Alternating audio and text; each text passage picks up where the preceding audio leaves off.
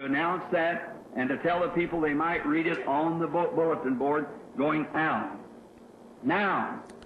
Maintenant, ce matin, nous avons une leçon importante et ce soir, nous essaierons de continuer là-dessus. Et si le Seigneur le veut, dimanche prochain, je ne savais pas que c'était si profond avant de me mettre à étudier. Et ça reste encore un mystère pour moi. Alors, je m'en remets uniquement au Seigneur. Maintenant, vous qui avez vos Bibles, prenons le psaume 99. Je vais lire le premier verset. La congrégation lira le deuxième verset. Et tous ensemble, nous lirons le dernier verset. Et nous alternerons comme ça. Moi le premier, l'assemblée le deuxième. Moi le troisième, l'assemblée le quatrième, jusqu'au dernier verset. Et nous lirons tous ensemble. Alors, levons-nous pour lire la parole de Dieu.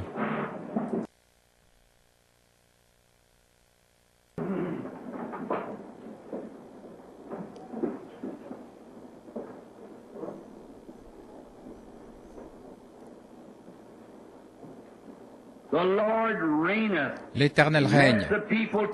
Les peuples tremblent. Il est assis entre les chérubins. La terre chancelle. L'Éternel est grand dans Sion. Il est élevé au-dessus de tous les peuples.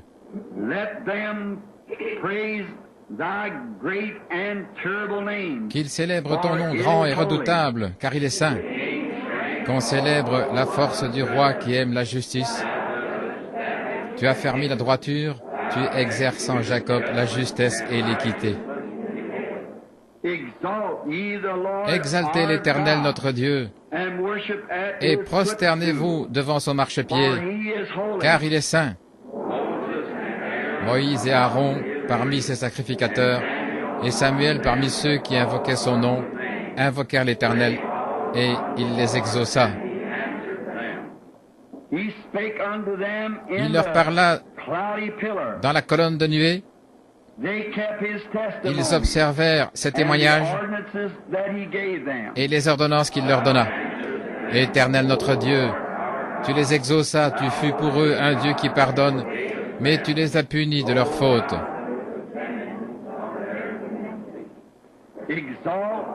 Exaltez l'Éternel notre Dieu, et prosternez-vous sur la montagne sainte, car l'Éternel notre Dieu est saint. Courbons la tête. Assurément, Seigneur, ces paroles sont écrites et composées par ton serviteur David sous forme de psaume en ton honneur. Tu habites entre les chérubins. Tu es saint et ta montagne est sainte. Approchons-nous, les cœurs aspergés du sang du Seigneur Jésus, avec une conscience pure et avec la foi et l'assurance que nous entrons dans la présence de notre Dieu. Que tout cet auditoire soit respectueux ce matin. Ouvre les oreilles de notre entendement. Parle à travers nous, par ta sagesse, afin que nous sachions comment nous comporter dans ces jours, dans ta présence. Nous te demandons, Dieu, de nous révéler ces choses secrètes qui ont été cachées toutes ces années. Alors que nous abordons tes paroles les plus sincères, les plus solennelles, tu en as parlé quand tu étais ici sur la terre et tu as dit que celui qui lit comprenne. Alors, nous venons à toi avec la meilleure disposition, Seigneur, afin de chercher ta sagesse, car nous ne savons pas exactement quoi dire. Nous avons préparé quelques passages d'Écriture et nous dépendons solennellement de toi pour la réponse. Et ce n'est pour aucun autre but, mais c'est de connaître l'heure dans laquelle nous vivons, afin que nous soyons préparés pour les choses formidables qui sont devant nous. Veux-tu nous l'accorder, Seigneur? Au nom de celui qui nous a enseigné à tous que nous devrions prier comme ceci. Notre Père, qui es aux cieux, que ton nom soit sanctifié, que ton règne vienne, que ta volonté soit faite sur la terre comme au ciel. Donne-nous aujourd'hui notre pain quotidien et pardonne-nous nos offenses comme nous pardonnons à ceux qui nous ont offensés. Et ne nous conduis pas dans la tentation, mais délivre-nous du mal, car c'est à toi qu'est le royaume et la puissance et la gloire pour toujours. Amen. Vous pouvez vous asseoir.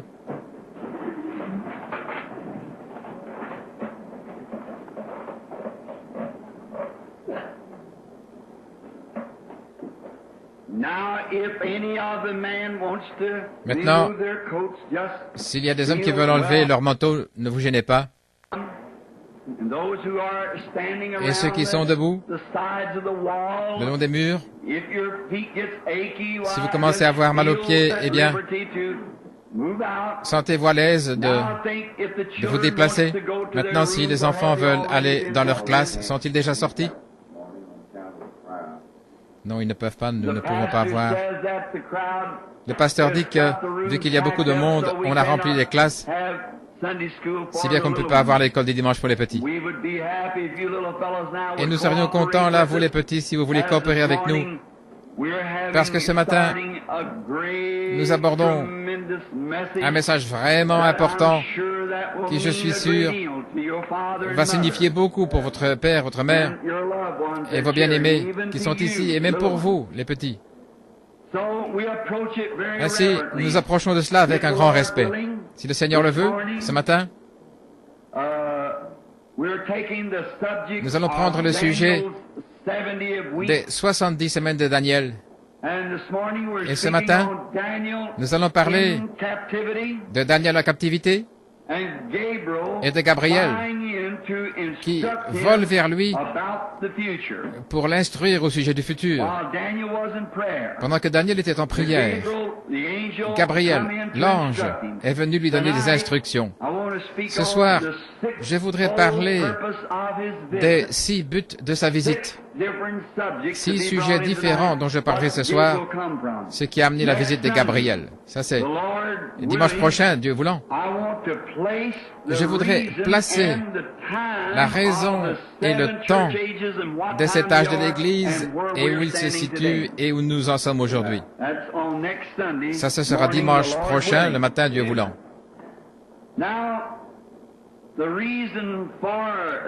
Maintenant, la raison pour ceci, j'ai apporté quelques petites notes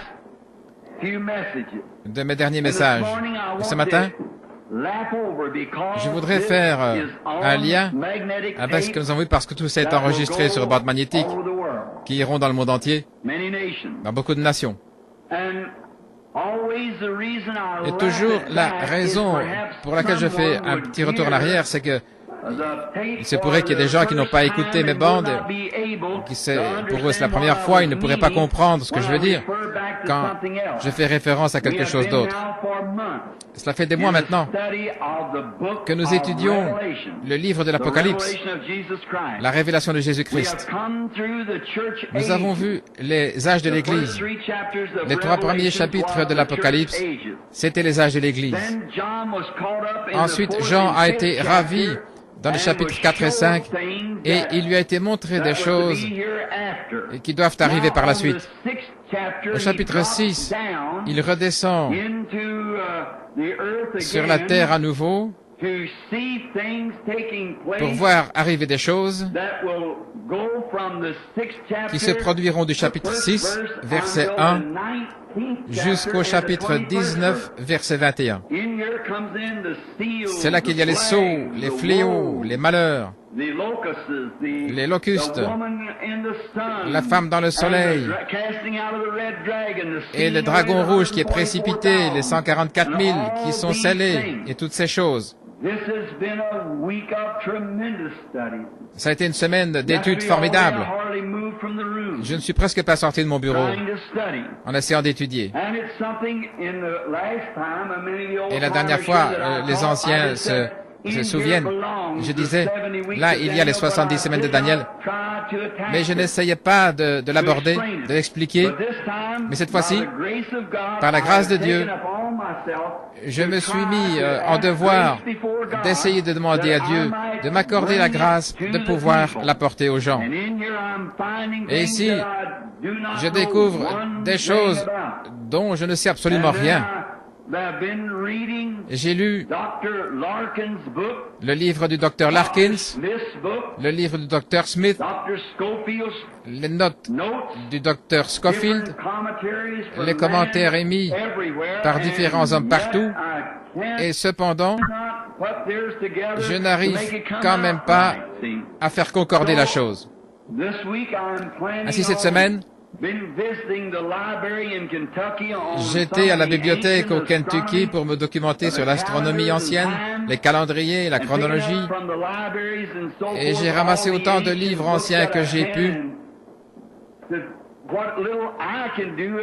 dans les bibliothèques et tout, et je fais mon humble part en faisant solennellement confiance à Jésus-Christ qu'il me le révèle. En effet, si je veux savoir, ce n'est pas pour dire moi je sais ceci, moi je sais cela. Il connaît mon cœur, il m'écoute en ce moment. Et je veux savoir que c'est dans le but d'éclairer son peuple. C'est pourquoi je crois qu'il va me le donner. Je ne sais pas encore, mais je lui fais confiance pour dimanche prochain, parce que ce sera là la partie capitale dimanche prochain de connaître et de placer ces 70 semaines. Et chacune ont leur place. Et en les mettant bout à bout, en faisant ça, ça ne donne rien de juste. Le résultat est faux, c'est inévitable. Ainsi donc, peut-être que moi, je n'arriverai pas à les placer comme il faut, mais je vais mettre ma confiance dans le Seigneur pour cela. Je me souviens qu'une fois Salomon a prié et qu'il a demandé au Seigneur Dieu de lui donner de la sagesse, pas pour lui-même, pour que ses jours soient prolongés ou qu'il ait une vie plus longue ou des richesses, mais afin qu'il ait la sagesse de savoir comment juger le peuple de Dieu. Et Dieu a honoré cette prière et il a donné cette sagesse à Salomon parce que c'était pour son peuple. Et voilà pourquoi je demande à Dieu de me faire savoir ce qu'est cette 70e semaine, parce que je sais que c'est le calendrier exact pour l'âge dans lequel nous vivons. Et par conséquent, je veux savoir ce qu'il en est. Pas pour moi-même. Pas pour moi-même. Évidemment, je veux savoir. Ce n'est pas dans ce sens-là que je dis pas pour moi-même. Parce que je veux le savoir pour moi-même. Je veux savoir. Parce que je veux savoir où nous en sommes et dans quel temps nous vivons. Et puis, je sais que c'est quelque chose qui a été donné. Plusieurs ont fait leurs calculs, ils ont fait aboutir cela bien avant dans le passé. Je lisais que quelqu'un avait dit que tout ça s'était terminé en 1919, les 70 semaines. Eh bien, ce n'était pas ainsi. Après 70 semaines, tout est terminé. Ainsi, nous voulons connaître la vérité. Et je demande à Dieu de me donner la vérité. Maintenant, pour servir d'appui, pour récapituler, je voudrais reprendre un petit peu ce que nous avons vu. Alors, j'ai donc noté quelques points que nous avons vus au chapitre 4 et 5, pour que les gens comprennent. D'abord, avant de faire cela, je voudrais faire le lien pour que vous saisissiez depuis le 4e. Maintenant, souvenez-vous, le chapitre 3, c'était l'âge de l'église de Laodicée, et l'église a été enlevée à la fin de Laodicée. J'essayais d'expliquer quelque chose à ma femme là-dessus. J'avais Becky, ma fille, avec tous les dictionnaires qu'on avait pu trouver. Ils ne donnent pas la réponse. J'ai pris le dictionnaire biblique, j'ai pris le dictionnaire grec ancien, j'ai le Webster et beaucoup d'autres, les dictionnaires modernes. Pas un seul d'entre eux ne pouvait me donner la réponse d'une manière ou l'autre. Ma femme disait, comment veux-tu que les gens de chez nous, qui sont des gens pauvres, et beaucoup d'entre eux sont comme nous sans instruction, comment veux-tu qu'ils comprennent quelque chose comme ça? Et j'ai dit, Dieu donnera la réponse. Peu importe combien c'est compliqué, Dieu peut démêler ça et le rendre simple. car nous sommes une portion de ces gens qui languissent et qui prient pour que vienne ce jour et cette heure. Nos yeux sont fixés vers le ciel et nous attendons sa venue. Et je suis sûr qu'il va nous le montrer. Maintenant, ça ne va pas nous dire le jour ou l'heure, parce que ça, aucun homme ne le saura, mais ça va assurément nous dire dans quel jour de la semaine nous vivons, si seulement nous pouvons le saisir. Maintenant, au chapitre 4, Jean a été ravi tout de suite après l'Église. Jean, quand il est monté, il a vu l'âge de l'Église tout entier.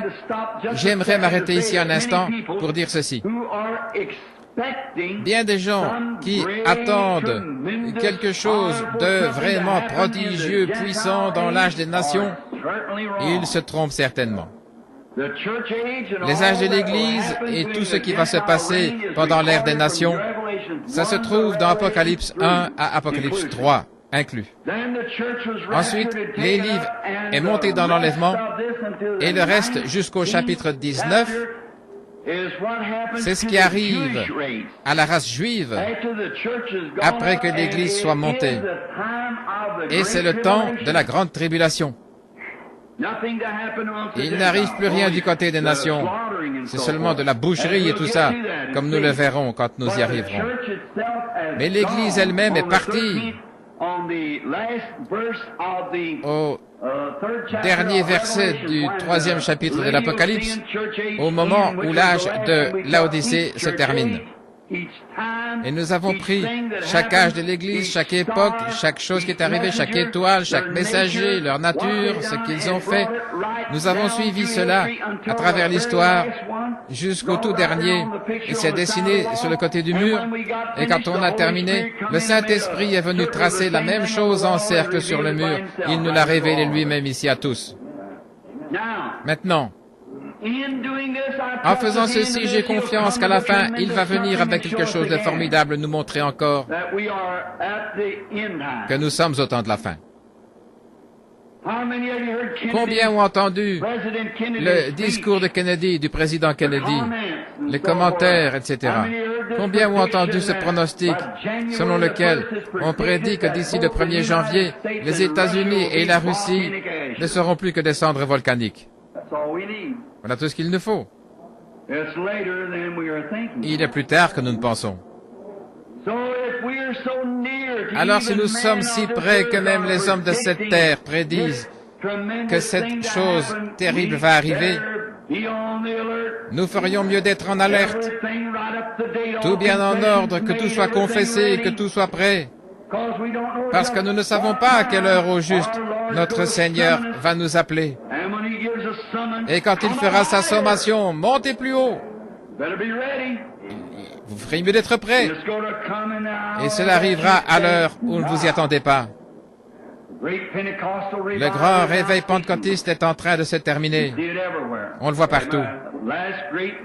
Le dernier grand mouvement. Le message a été proclamé. Maintenant tout est prêt, en attente.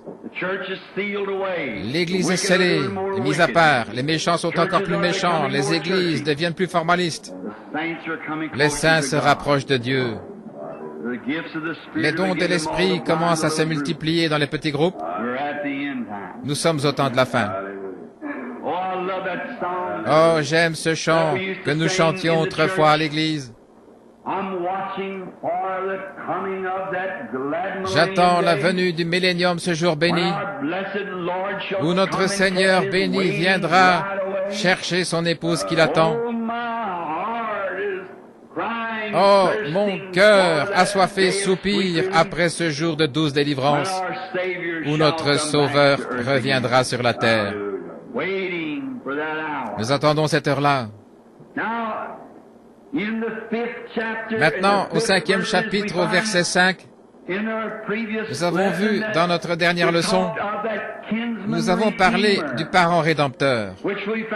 Nous avons vu que c'était Christ. Nous en avons montré le type avec Ruth. Ruth qui décide. Ruth en service. Ruth qui se repose. La décision, c'était la justification. Le service, quand elle se préparait, c'était la sanctification. Le repos, c'était quand le Saint-Esprit est venu jusqu'au souper des noces. Comme c'est beau.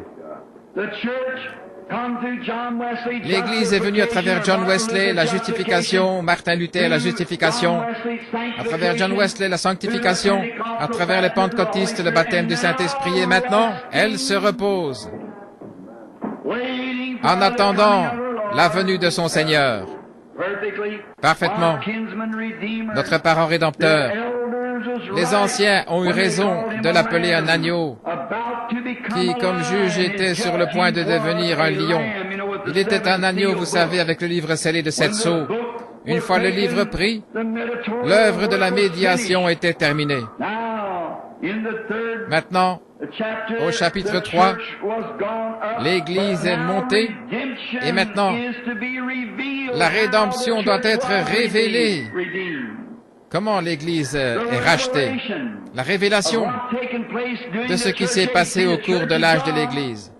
Vous voyez, l'Église est partie. Alors maintenant, au chapitre 5, il montre comment il l'a fait. Ce qui s'est passé, comment il a scellé l'Église. La révélation de son nom, le baptême d'eau en utilisant son nom, la vie éternelle, pas d'enfer éternel, la semence du serpent, la sécurité éternelle, toutes les grandes doctrines, la prédestination de l'Église, tout cela a été révélé à l'Église. Il montre comment il a fait. Maintenant, notre parent reçoit un livre de la rédemption scellé de 7 sceaux de la main du propriétaire originel. Amen. Nous avons vu que le propriétaire originel, c'était qui? Dieu lui-même. Et l'agneau vint, et il prit le livre de la main droite de celui qui était assis sur le trône. Qui était l'agneau? Le Rédempteur.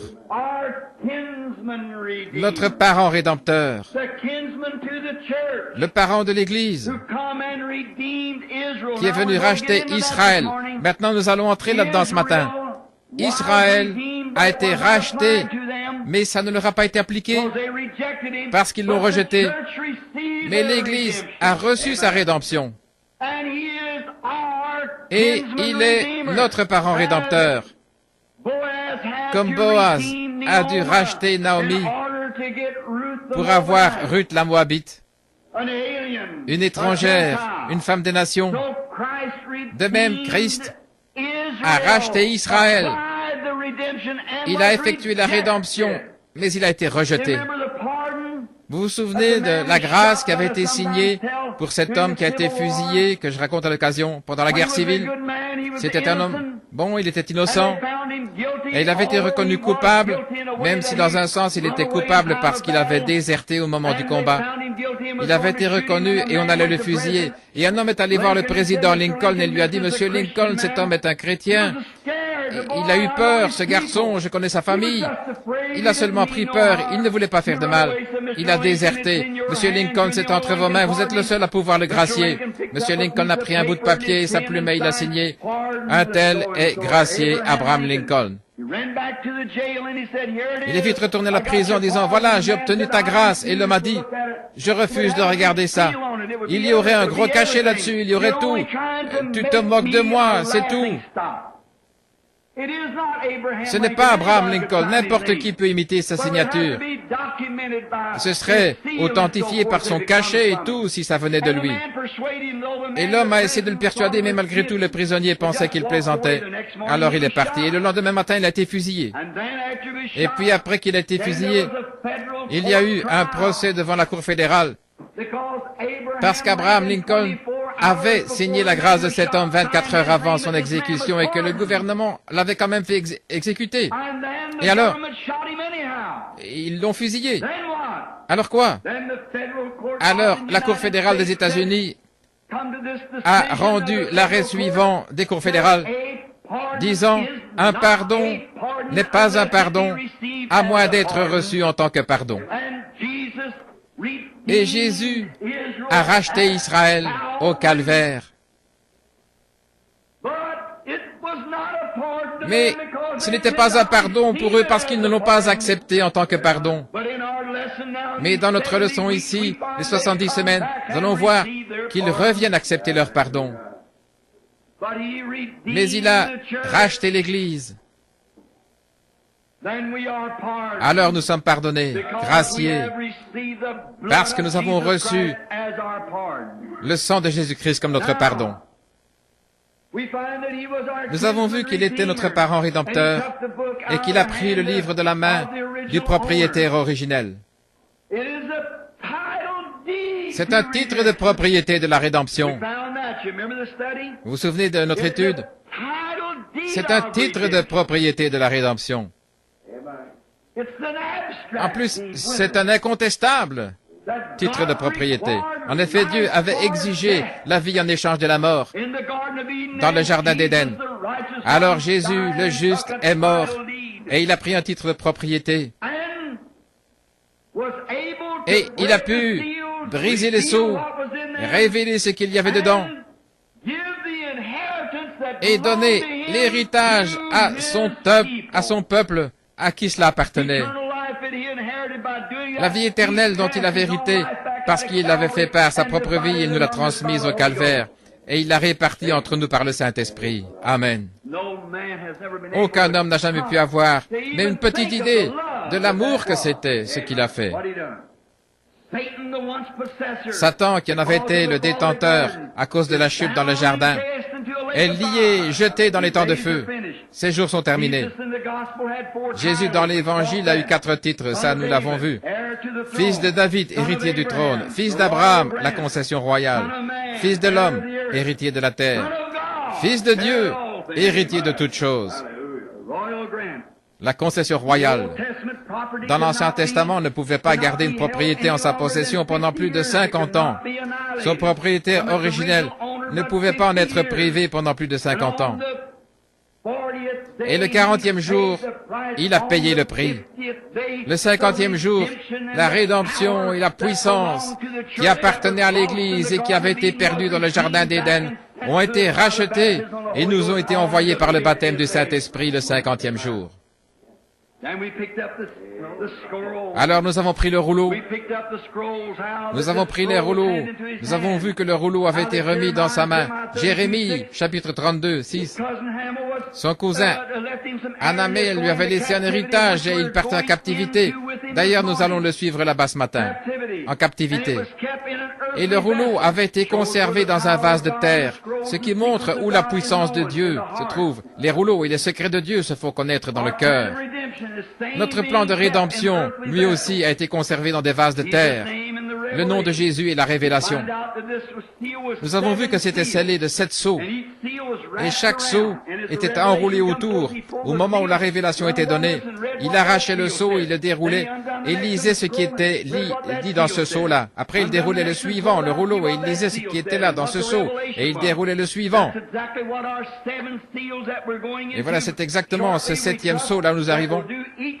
Et nous avons confiance que ce sera ainsi avec chaque sceau. Et cela va montrer exactement ce qui s'est passé.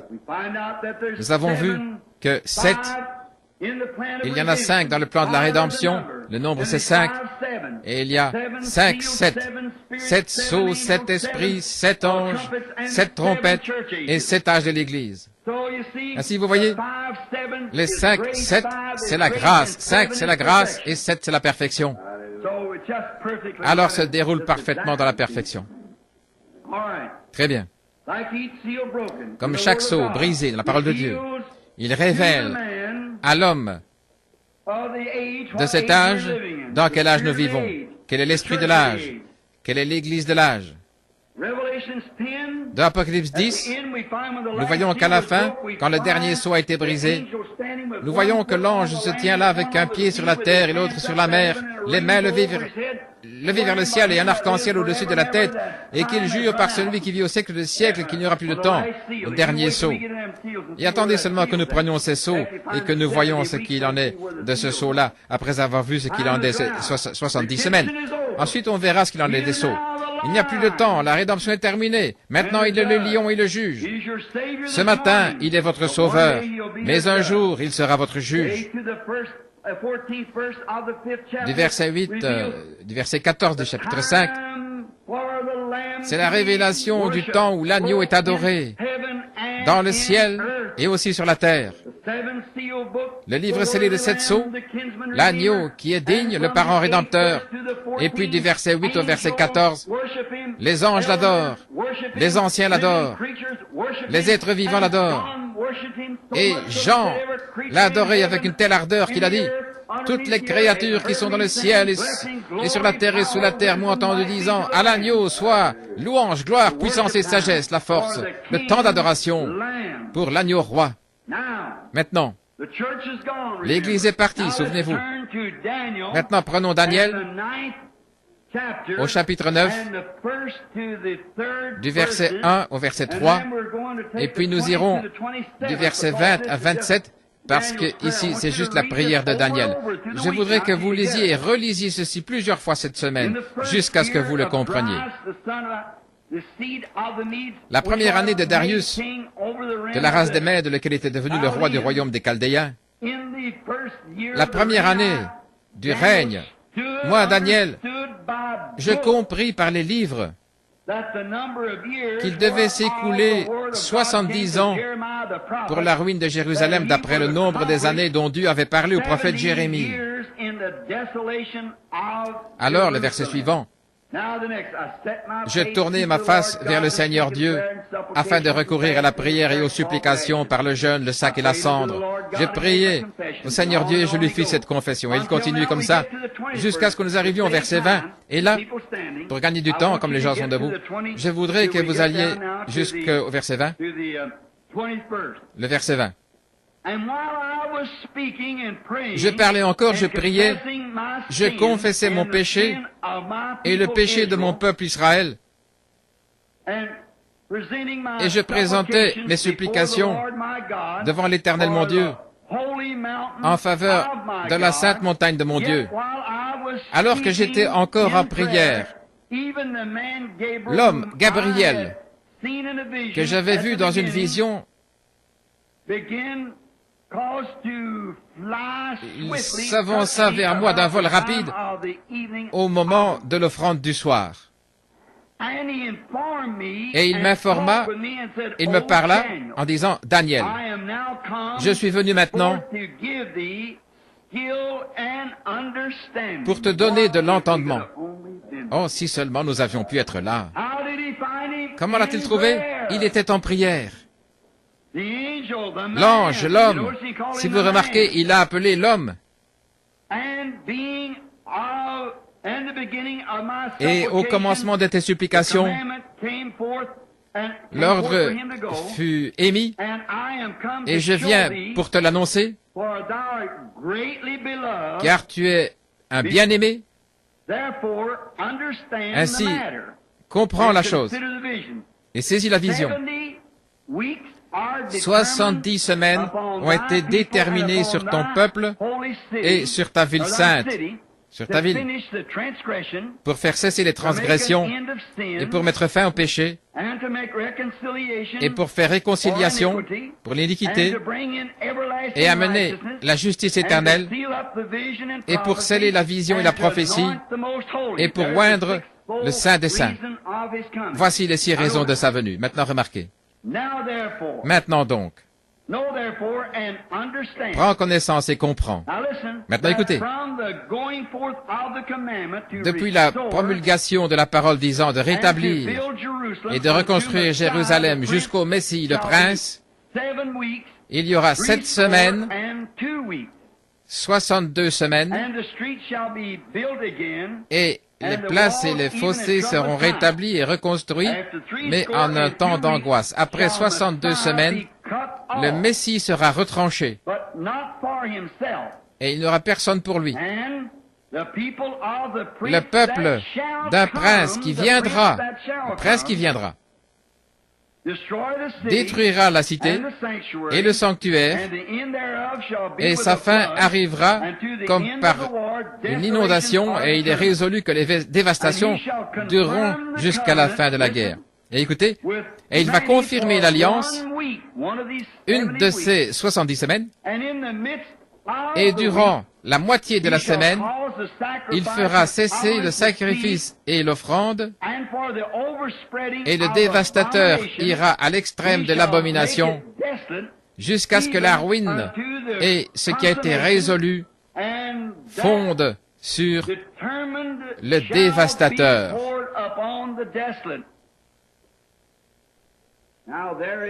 Alors voilà notre texte pour les 3, 4 ou 5 prochaines réunions. Ce que le Seigneur voudra bien nous révéler. 70 semaines. Maintenant, je vais demander à Doc s'il veut bien m'installer le tableau là, ce soir, pour que je puisse représenter ça. Je ne veux pas que vous le manquiez. Maintenant, vous devez faire l'étude avec moi et la faire en profondeur, sinon vous allez le manquer. Et je veux dessiner ça au tableau, alors apportez un crayon, du papier et notez les dates, les temps et tous les renseignements. Maintenant, les 70 semaines commencent, maintenant saisissez bien, après que l'Église a été enlevée. Bon, tous ceux qui comprennent, dites Amen. Maintenant, après que l'Église a été enlevée. Depuis Apocalypse 6.1 jusqu'à Apocalypse 19.21, c'est relié aux 70 semaines. C'est pourquoi nous devons nous arrêter et expliquer ça avant d'aller plus loin. Nous devons nous arrêter et expliquer pourquoi c'est 70 semaines. Parce que sinon, vous allez manquer les sceaux, vous allez manquer les trompettes, vous allez manquer les coupes, les fléaux, ces 3 esprits impurs comme des grenouilles, les 3 malheurs, le dragon rouge qui est précipité, la femme dans le soleil. Vous allez manquer tout ça. Sinon, parce que c'est en plein dans cette 70e semaine que ça arrive. C'est là que ça arrive. Maintenant, le prophète Daniel était à Babylone depuis 68 ans. Vous voulez consulter les références si vous voulez gagner du temps? Parce que j'ai passé à chercher ça, 68 ans. Il était entré en captivité en 606 avant Jésus-Christ. Et c'est en 538 avant Jésus-Christ que la vision lui est venue.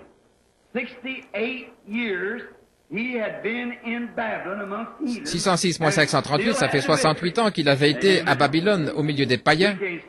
Et il avait toujours la victoire, et nous ne pouvons pas garder une heure. Mais lui, il avait été en plein dedans, et il avait seulement 3 compagnons avec lui. Et eux étaient ailleurs dans le royaume. Mais Daniel était seul avec Dieu. Et il a gardé la victoire pendant 68 ans. Pensez-y. Je ne veux pas me mettre à prêcher parce que c'est censé être un message d'enseignement. Mais pendant 68 ans, il avait gardé la victoire. Il ne s'était pas souillé aux yeux de Dieu. Et ça, sans le baptême du Saint-Esprit. Sans le sang de Jésus-Christ qui intercède pour lui. Il n'avait que le sang des taureaux, des boucs et des génisses qu'il devait offrir en secret à cause des traditions païennes de ce pays-là. On les a emmenés là, Jérémie avait prophétisé qu'ils iraient. Maintenant, Daniel. Oh là là. Il avait commencé à voir que le moment approchait. Tout comme nous aujourd'hui. Daniel a commencé à voir, il a dit, par la lecture des livres. Et la première année du règne, moi, Daniel, je compris par les livres le nombre d'années qui allaient s'écouler. La parole est venue à Jérémie le prophète qu'il devait y avoir 70 ans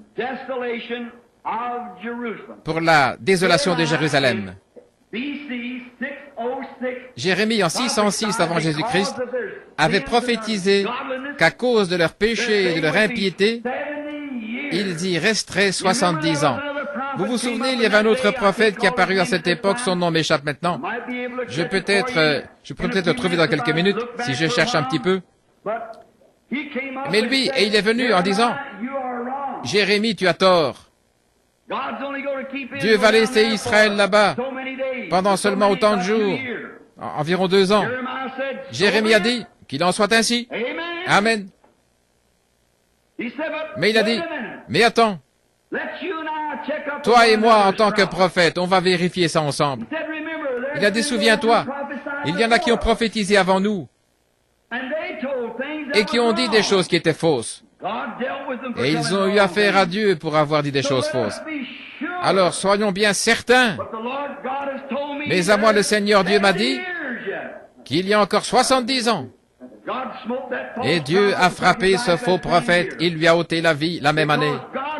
Parce que Dieu avait dit au vrai prophète qu'il y aurait 70 ans.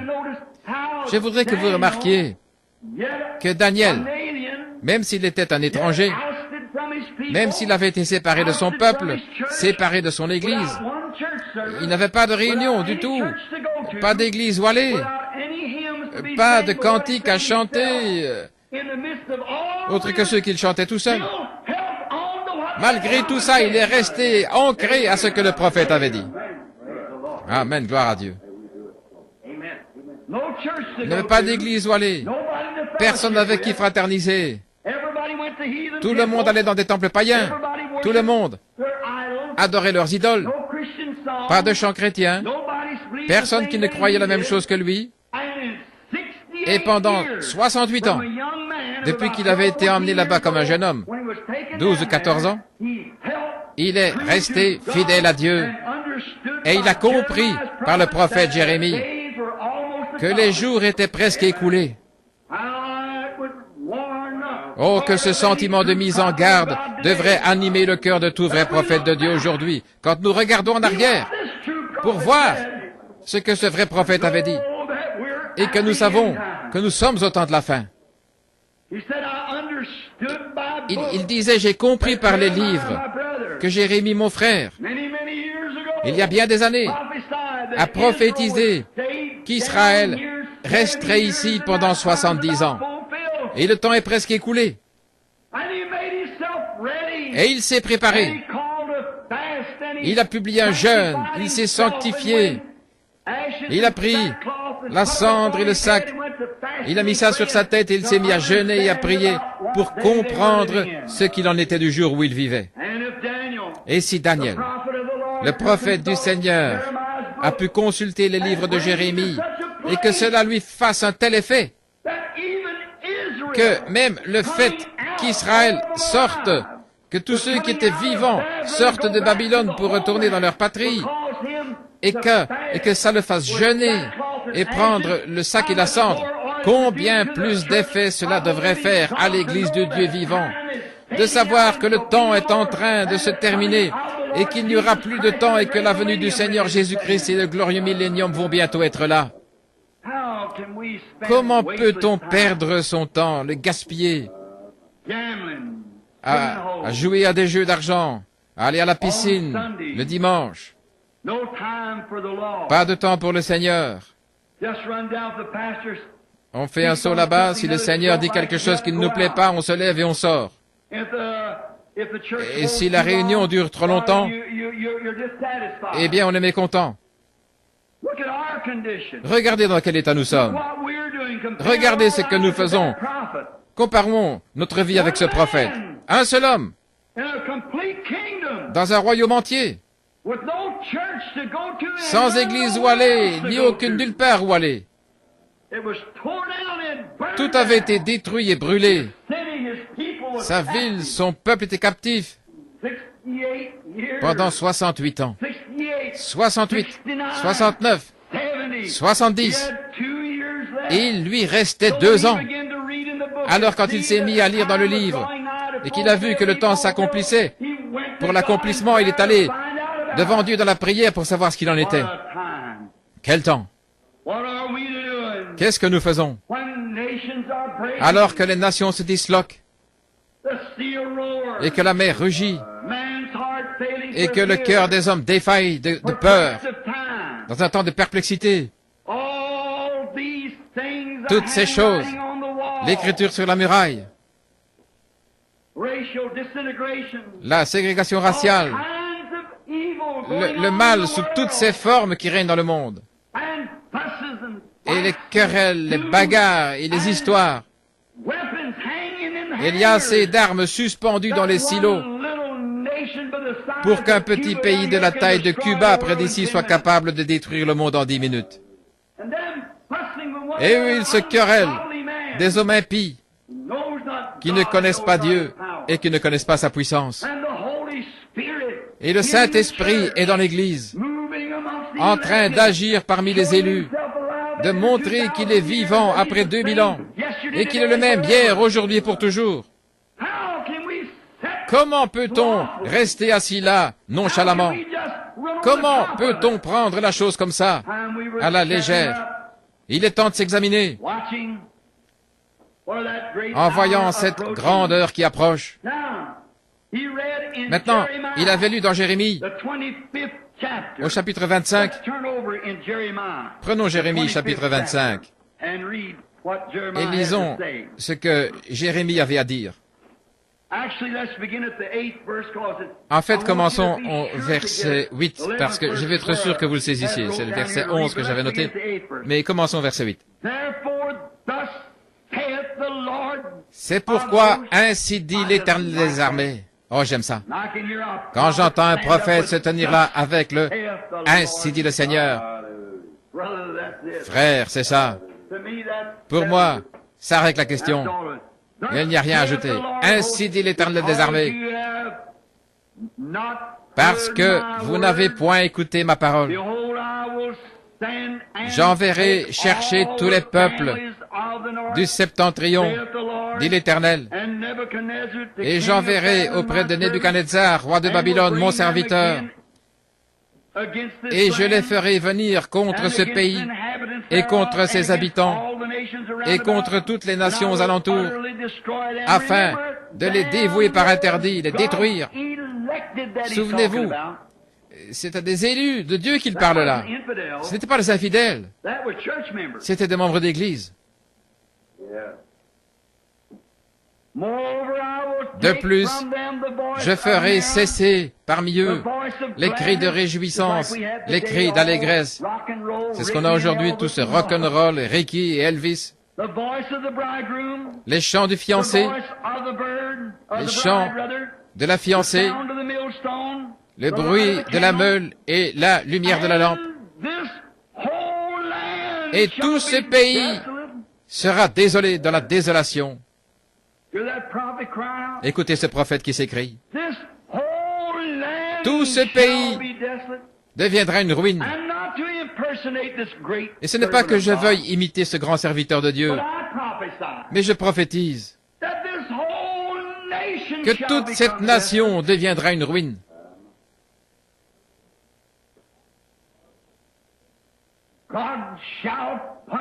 Dieu va punir cette nation à cause de ses péchés. Si Dieu n'a pas fermé les yeux sur les mauvaises actions d'Israël, son élu, la semence d'Abraham, à qui il avait donné son alliance et sa promesse, pourtant ils étaient religieux jusqu'à la moelle, avec leurs grandes églises, leurs sacrificateurs, leurs rabbins, mais à cause de l'immoralité et de ces choses qu'il y avait parmi eux, Dieu leur a fait récolter ce qu'ils avaient semé. De même, nous aussi, nous aurons affaire à lui. Le verset 11. Tout ce pays deviendra une ruine, un désert. C'est-à-dire qu'en les voyant, tout le monde dira, voilà où ils en sont. Eux qui étaient si puissants, regardez-les maintenant. Et ces nations seront asservies au roi de Babylone pendant 70 ans. C'est toute une vie. C'est quand votre chère maman bénie, qui est âgée maintenant, était un bébé. Ils sont restés là sans Dieu, sans église, sans chant, sans rien du tout.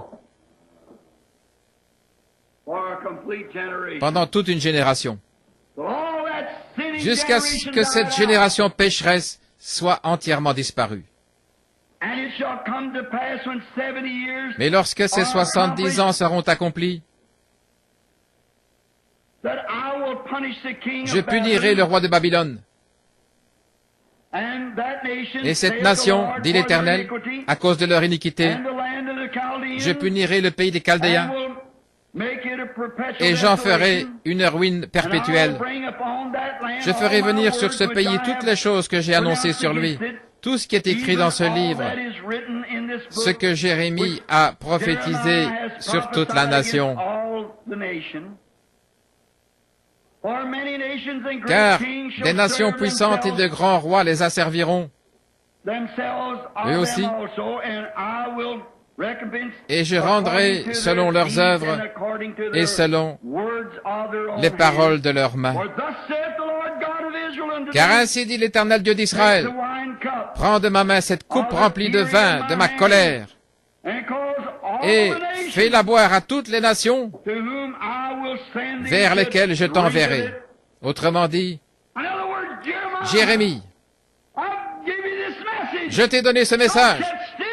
Ne reste pas tranquille, à ne rien faire, toujours au même endroit, mais prophétise à toutes les nations. Vous me suivez? Prophétise à toute la nation, montre mes signes et mes prodiges, et fais-leur savoir que je viens accomplir ceci. Ils boiront, et ils chancelleront et seront comme fous à cause de la parole que j'enverrai au milieu d'eux. Et ce jour même, qu'est-ce qu'ils font?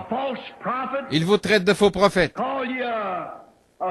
Ils vous traitent de faiseurs de compromis. Ils vous traitent de fanatiques, de devins, ou de faiseurs de songes, ou de quelqu'un qui fait de la télépathie mentale. Ils seront comme fous. Et le mot fou, si vous analysez, ça veut dire atteint de folie. Ils deviendront littéralement fous et ils diront, oh, ne vous occupez pas de cet exalté, de ces absurdités, à cause de la parole que j'enverrai au milieu d'eux. Est-ce que vous voyez l'histoire qui se répète? Jérémie n'était pas d'accord avec leurs pharisiens, leurs sadducéens, leurs hérodiens ou quoi encore. Il proclamait seulement la parole. Et ça les rendait tous fous furieux. Pourquoi? Maintenant remarquez. Et alors, je pris la coupe de la main de l'Éternel et je la fis boire à toutes les nations. Jérémie n'est pas resté à la maison. Jérémie ne s'est pas confiné à son petit patelin, mais il l'a fait boire à toutes les nations vers lesquelles l'Éternel m'envoyait. Jérémie a pris la parole de l'Éternel, le vin de sa parole. Et le vin, c'est la puissance de sa parole. Le vin a une puissance. Le vin intoxique. Il y a de la puissance dans le vin. Et j'ai pris la parole de l'Éternel, a dit Jérémie. Et je l'ai manifestée. Le vin, la puissance qui est en elle. Et je la leur ai démontrée. Mais ils n'ont pas voulu écouter. Dieu a dit, alors je les enverrai à Babylone pour 70 ans. Et c'est exactement ce qu'il a fait. Ils y sont tous allés, les justes et les injustes. Revenons à notre leçon. Daniel avait lu, pensez un peu. Daniel a lu les mêmes paroles que nous lisons ce matin. Daniel a lu la même Bible, avec la même ponctuation, les mêmes phrases, les mêmes choses que ce que moi, avec l'aide de Dieu, je vais vous lire dans les quelques messages à venir. La même chose pour vous montrer que nous sommes au temps de la fin. Alors Daniel, avec la parole de Jérémie, il descend à Babylone. Et il était le prophète oint. Et il a opéré des miracles, des signes. Il pouvait interpréter les langues inconnues. Et il a accompli des signes et des prodiges au milieu d'eux. Et pourtant, il n'avait personne avec lui. Il était seul. Il était seul. Mais Jérémie avait écrit ces paroles bien des années auparavant. Et Daniel, en interprétant la parole, il a compris. Eh bien, un instant, là, nous approchons du temps de la fin. puisqu'il y a déjà 68 ans que je suis ici, et le prophète du Seigneur, mon frère, le vrai prophète de Dieu, qui a prouvé qu'il était prophète, il nous a donné une prophétie. Je l'ai là, c'est écrit dans le livre. Il s'écoulera 70 ans. Oh Seigneur Dieu, nous approchons de la fin. Ceux de cette génération-là sont tous morts. Qu'est-ce que tu vas faire maintenant, Seigneur? Tu as promis de nous envoyer. Et il a décidé de se mettre en prière. Oh Dieu, s'il y a un temps où nous aussi nous devrions nous mettre en prière, c'est bien maintenant. Car nous qui sommes son vrai serviteur, nous pouvons voir par les lettres de l'apôtre, par le Saint-Esprit, par les avertissements du Saint-Esprit, que nous sommes au dernier jour.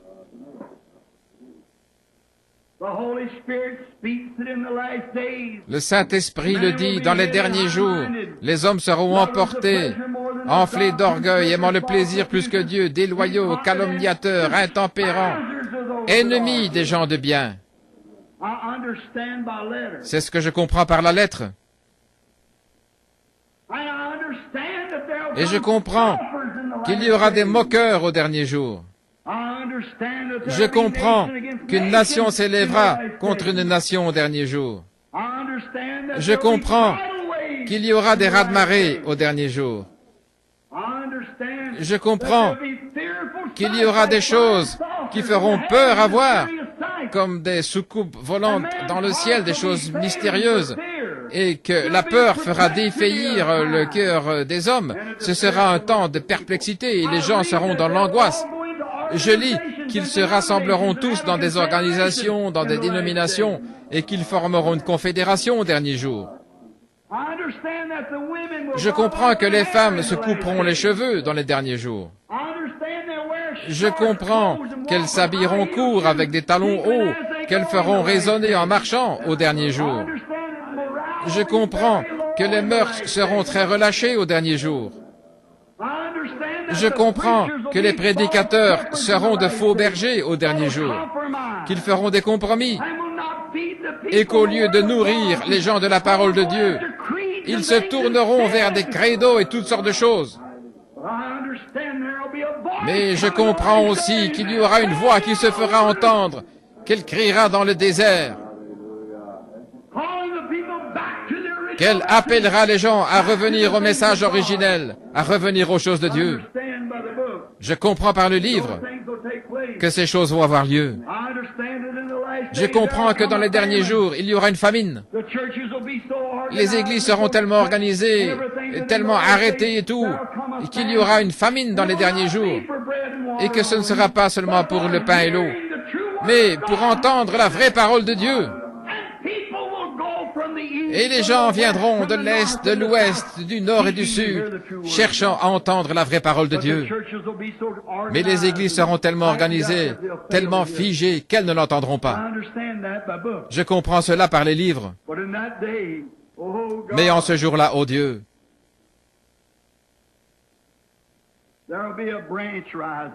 il y aura une branche qui va s'élever de David. Je comprends qu'il enverra Élie avant que ce jour arrive au temps de la fin et qu'il aura un message qui ramènera le cœur des enfants au Père, qui les ramènera à l'original, qui les fera retourner jusqu'au bout et recommencer. Je comprends que cela se produira juste avant que l'Esprit quitte l'Église des Nations pour se tourner de nouveau vers les Juifs. Et je ne comprends pas seulement par la lettre, je comprends par la parole écrite, qu'Israël retournera dans sa patrie. Et je la vois entrer. Je comprends par les lettres des prophètes qu'Israël deviendra une nation. Ils vont rétablir l'adoration dans le temple. Dieu traitera de nouveau avec elle, et quand elle sera retournée dans sa patrie. Oh, 2 prophètes paraîtront parmi eux dans les derniers jours. C'est ce que je comprends. Au moment du départ de l'Église des Nations, deux prophètes arriveront, Élie, Élisée et Moïse pour Israël. Nous verrons cela au cours de notre étude. Le prophète a vu que leur temps là-bas à Babylone était presque écoulé. Très bien. Gabriel apparaît. Pas seulement pour révéler ce qu'il avait demandé, mais pour lui faire comprendre tout ce qui avait été résolu pour la race juive jusqu'au bout, jusqu'à la fin. Il avait demandé une petite chose. Et il a reçu toute la chose. Il avait seulement demandé à savoir. Ce que Daniel voulait savoir, c'était combien de temps, Seigneur, reste-t-il encore?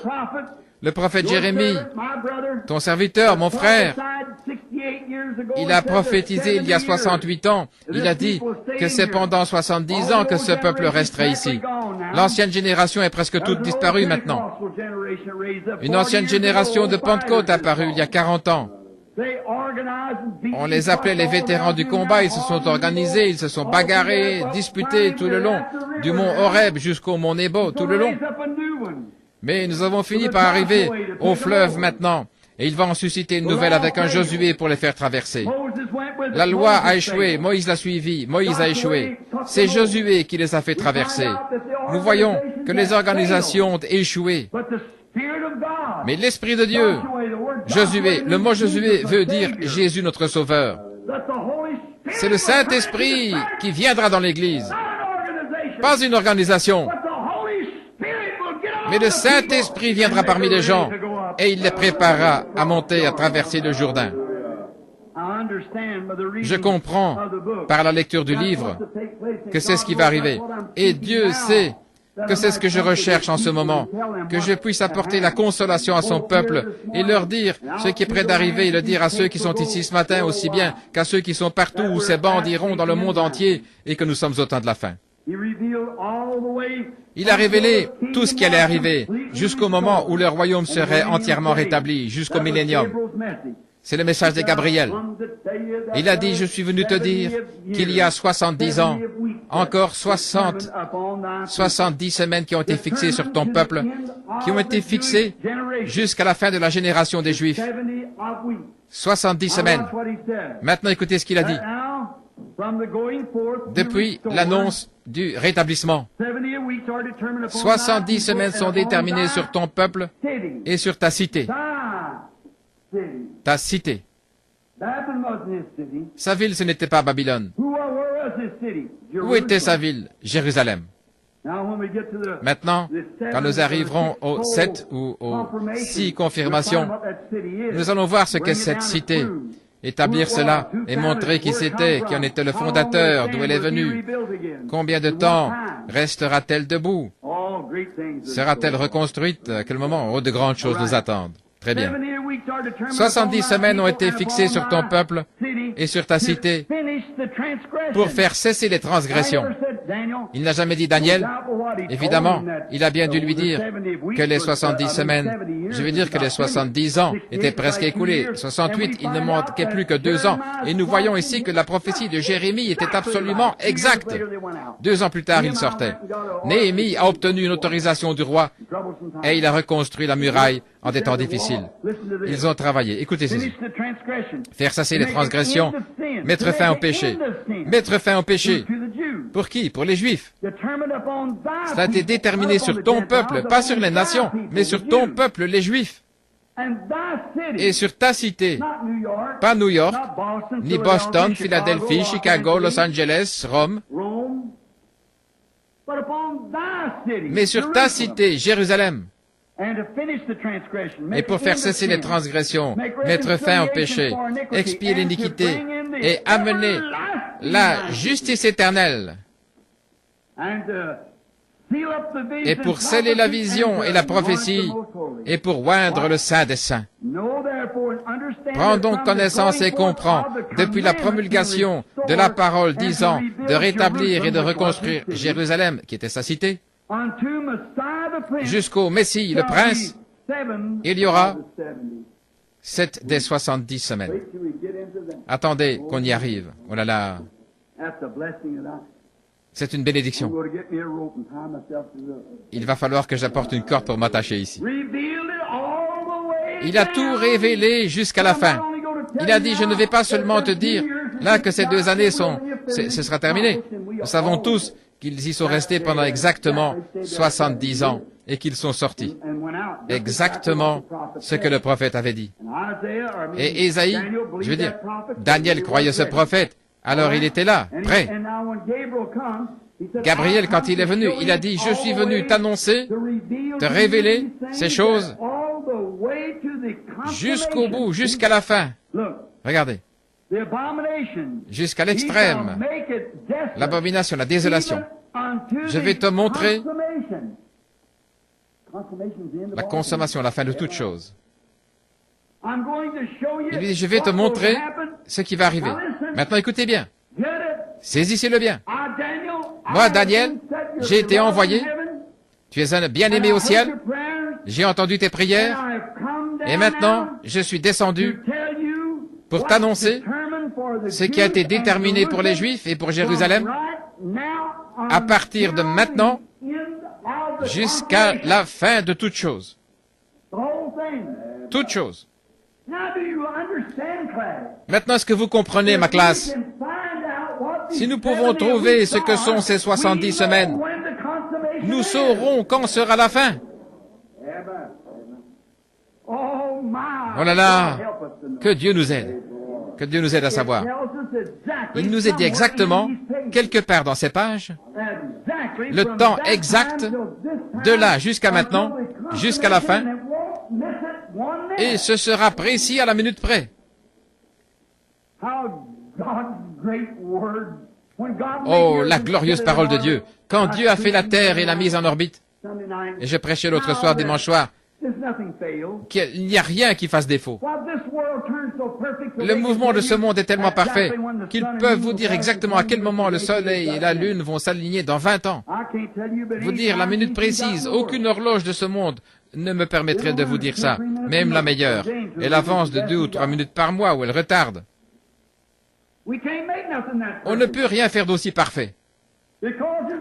En effet, il n'y en a qu'un qui soit parfait. C'est Dieu. Et Dieu et sa parole, c'est la même chose. Donc la parole de Dieu est parfaite. Et si nous arrivons à trouver ces jours-là, nous trouverons exactement quand sera la fin. Vous saisissez? C'est déterminé jusqu'à la consommation. Verset 24. Ton peuple et ta sainte cité, c'est-à-dire Jérusalem. Je suis au verset 21, verset 24. Jésus en a parlé dans Matthieu 24. Maintenant, frère Collins, s'il est ici ce matin, je ne sais pas s'il est ici. Quand nous avons eu des questions l'autre soir, il a posé une question. J'imagine que ça ne vous dérange pas que je le dise, frère Collins. Au sujet de l'abomination qui cause la désolation, ce que ça voulait dire. Jésus en a parlé dans Matthieu chapitre 24. Et nous voyons, Matthieu 24, 15. Laissez-moi prendre ça rapidement.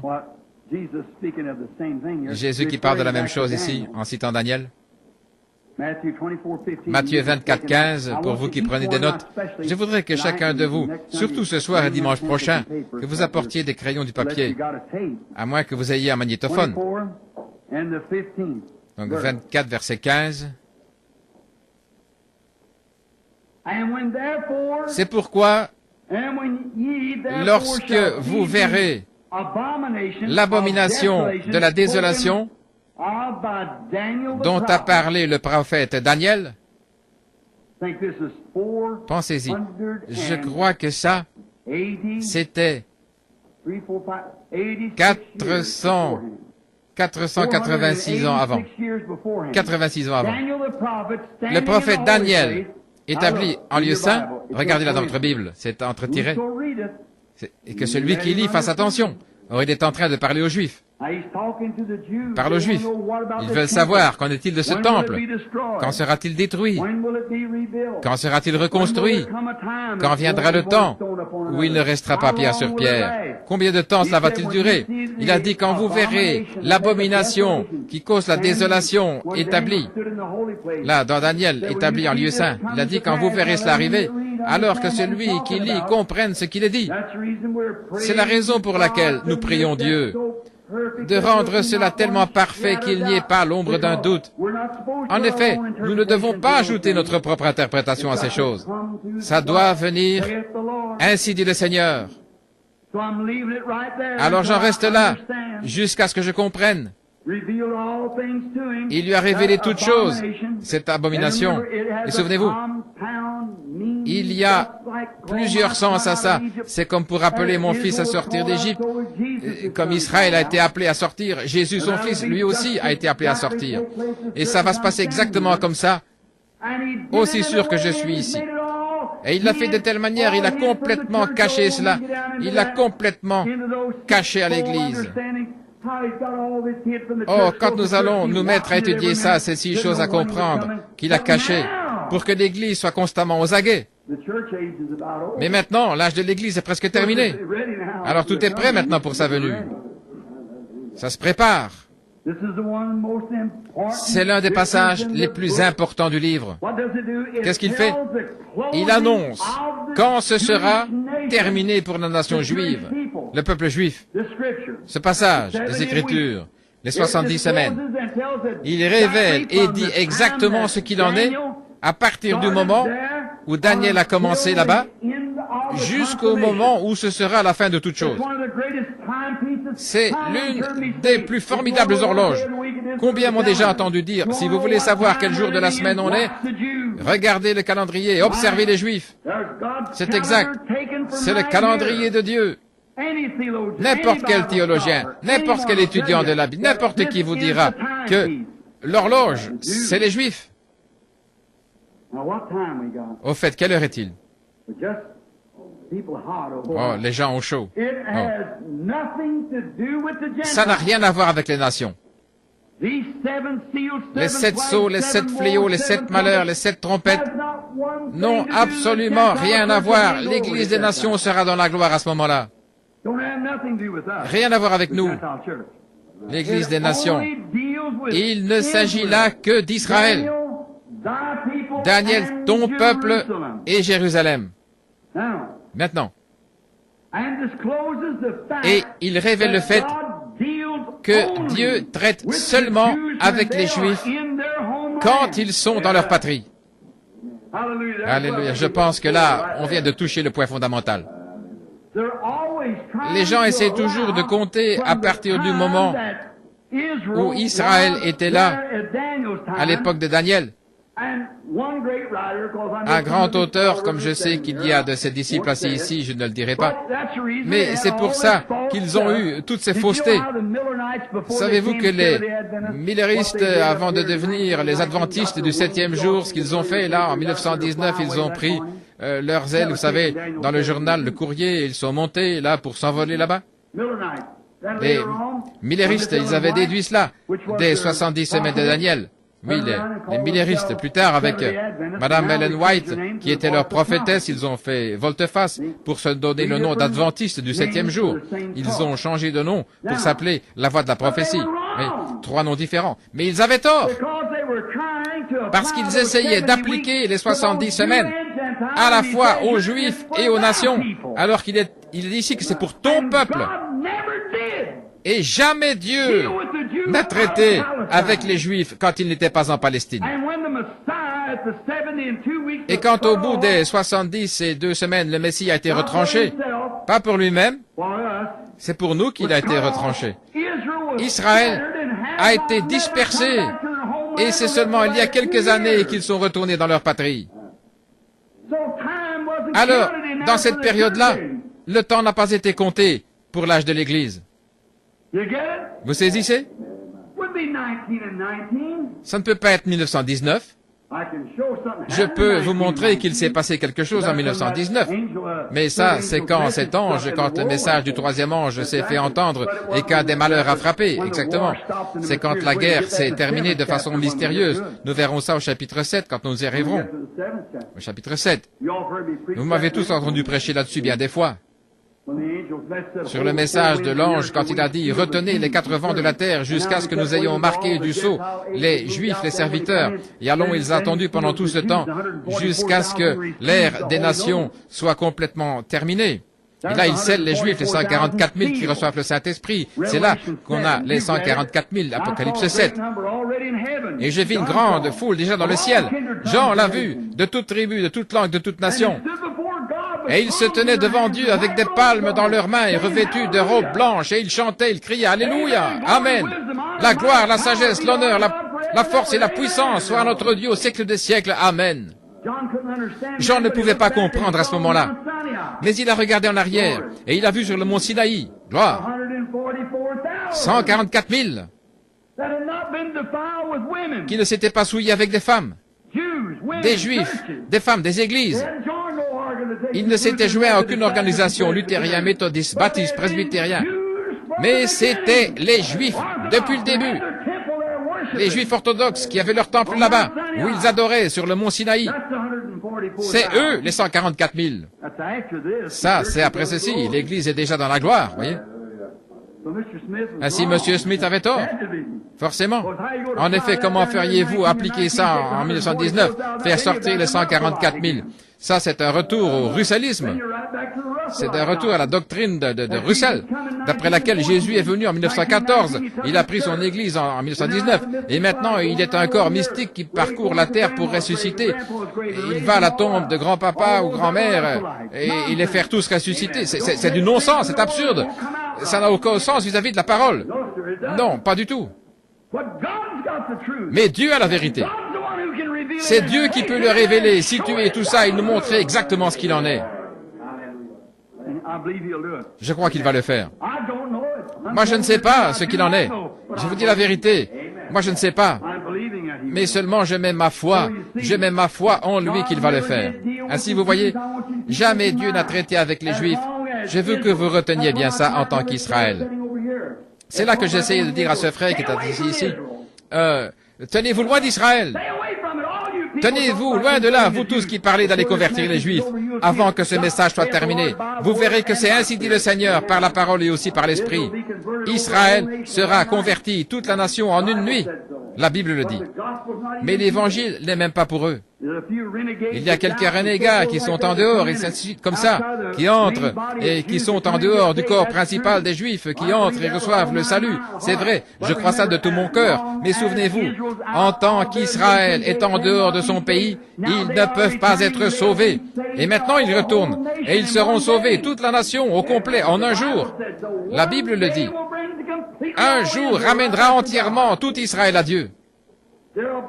Quelque chose de tellement puissant va arriver en Israël un de ces jours, que ça va ébranler la nation tout entière. Même le prophète s'est écrié et il a dit, « Tu as fait cela en un jour. » En un jour. Ils le verront.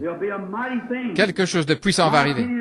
À mon avis, ce sera un prophète puissant qui paraîtra et qui se tiendra devant Israël pour leur prouver que le Messie est toujours vivant. Que ce Messie qu'ils ont rejeté, maintenant ils lisent cette Bible, la Bible d'Israël.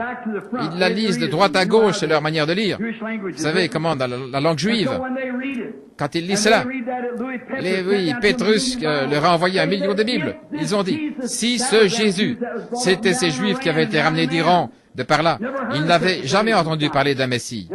Et au moment où ils allaient retourner dans leur patrie, eh bien, ils ne voulaient pas monter dans l'avion.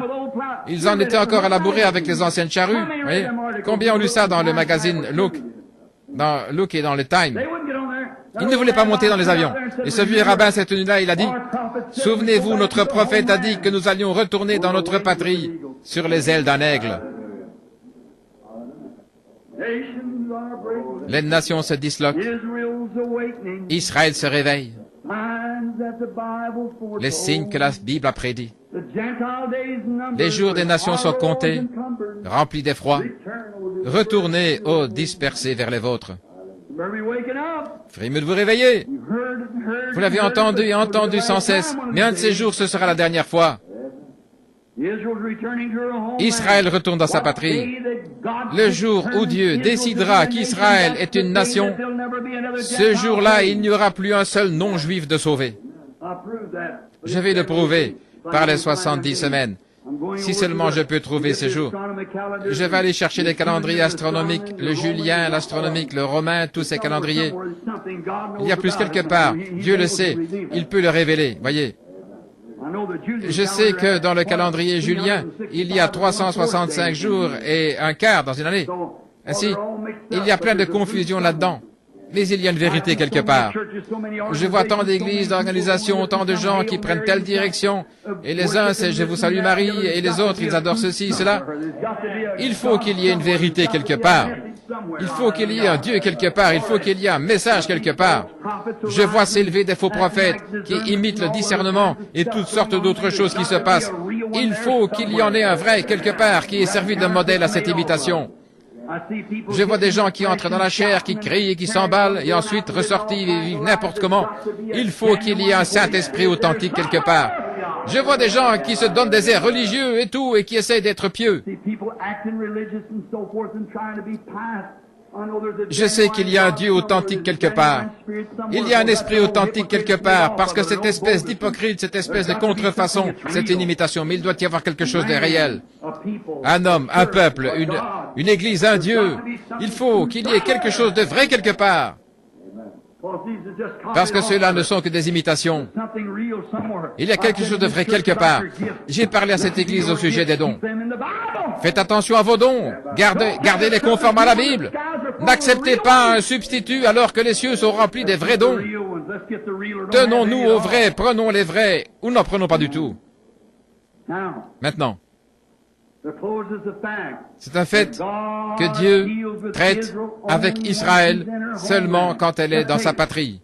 Prenons par exemple, quand Abraham a quitté sa patrie pour aller en Égypte, qu'est-ce qui est arrivé? Il s'est éloigné de la volonté de Dieu et il n'a plus été béni tant qu'il n'est pas retourné dans sa patrie. Dieu n'a plus traité avec lui. Pas une vision, rien d'autre tant qu'il n'est pas retourné dans sa patrie. Regardez Israël, quand ils ont été envoyés en Égypte pour 400 ans.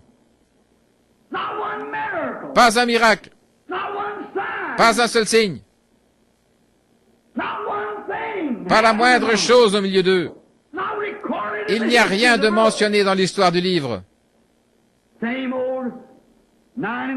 Toujours le même train-train. Aller à l'église, offrir l'agneau, dire un « Je vous salue Marie » ou ce qu'il fallait dire et retourner. L'année suivante, c'est pareil. Les prêtres étaient tous là à se disputer. Le rabbin tel, on va élire le rabbin tel. Il a fait plus d'études, il connaît mieux les Égyptiens. Et bientôt les Égyptiens, ils étaient tous pareils. C'est exactement ce qui est arrivé à l'église. Nous nous sommes faits méthodistes, baptistes, presbytériens, et nous, on est diplômés d'Hartford, on est diplômés de Wheaton, on est diplômés de quelque part, ou bien de Bob Jones, on est licencié en lettres, on a un doctorat en théologie, en droit, autre chose. Et ça donne quoi au bout du compte? Des absurdités. C'est comme ça que ça se passait en Égypte.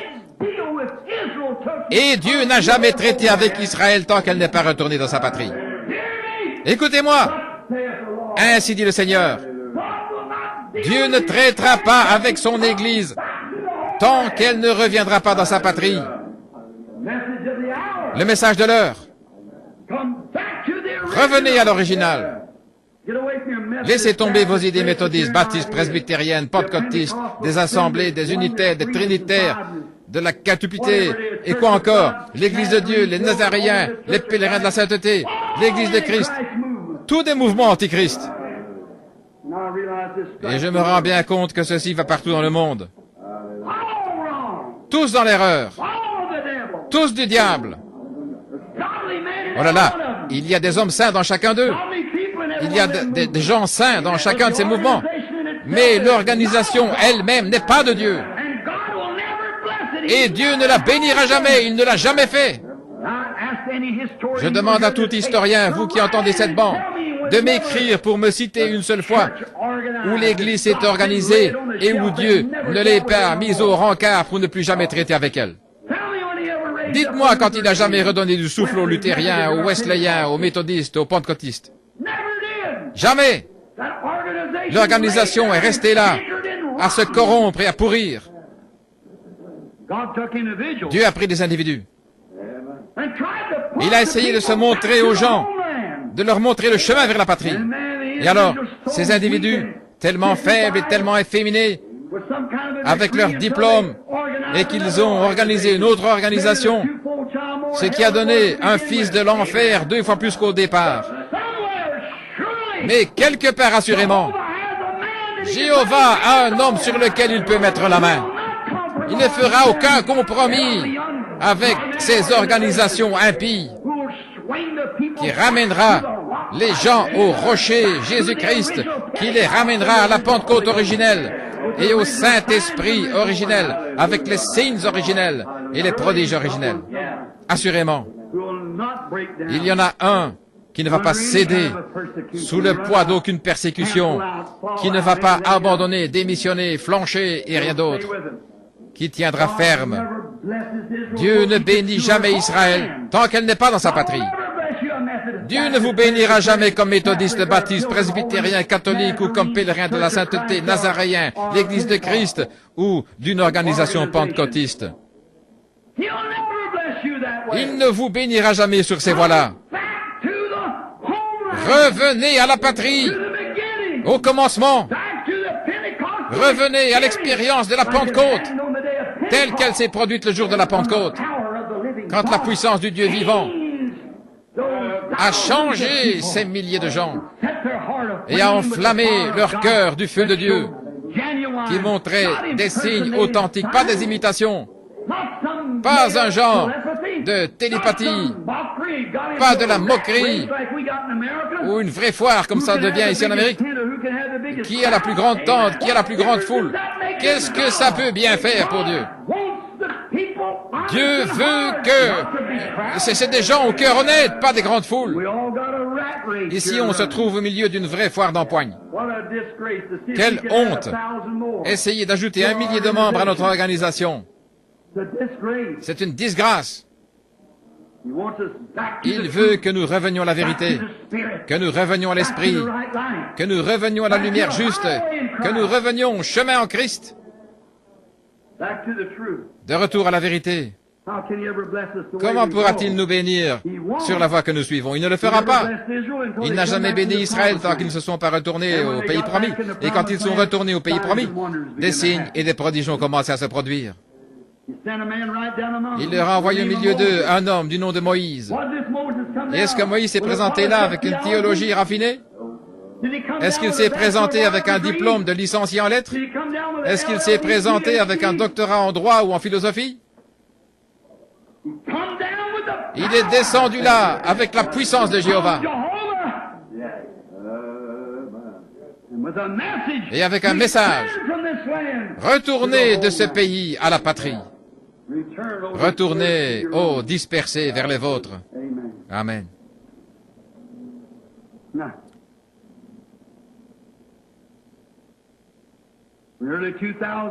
Voilà bientôt 2000 ans que les Juifs sont hors de leur patrie, dispersés aux 4 vents de la terre.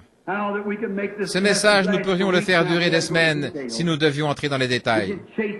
Nous pourrions remonter l'histoire d'Israël et montrer qu'elle a été dispersée par l'Empire romain après avoir rejeté le Messie, qu'elle a été dispersée dans toutes les nations qu'il y a sous le ciel.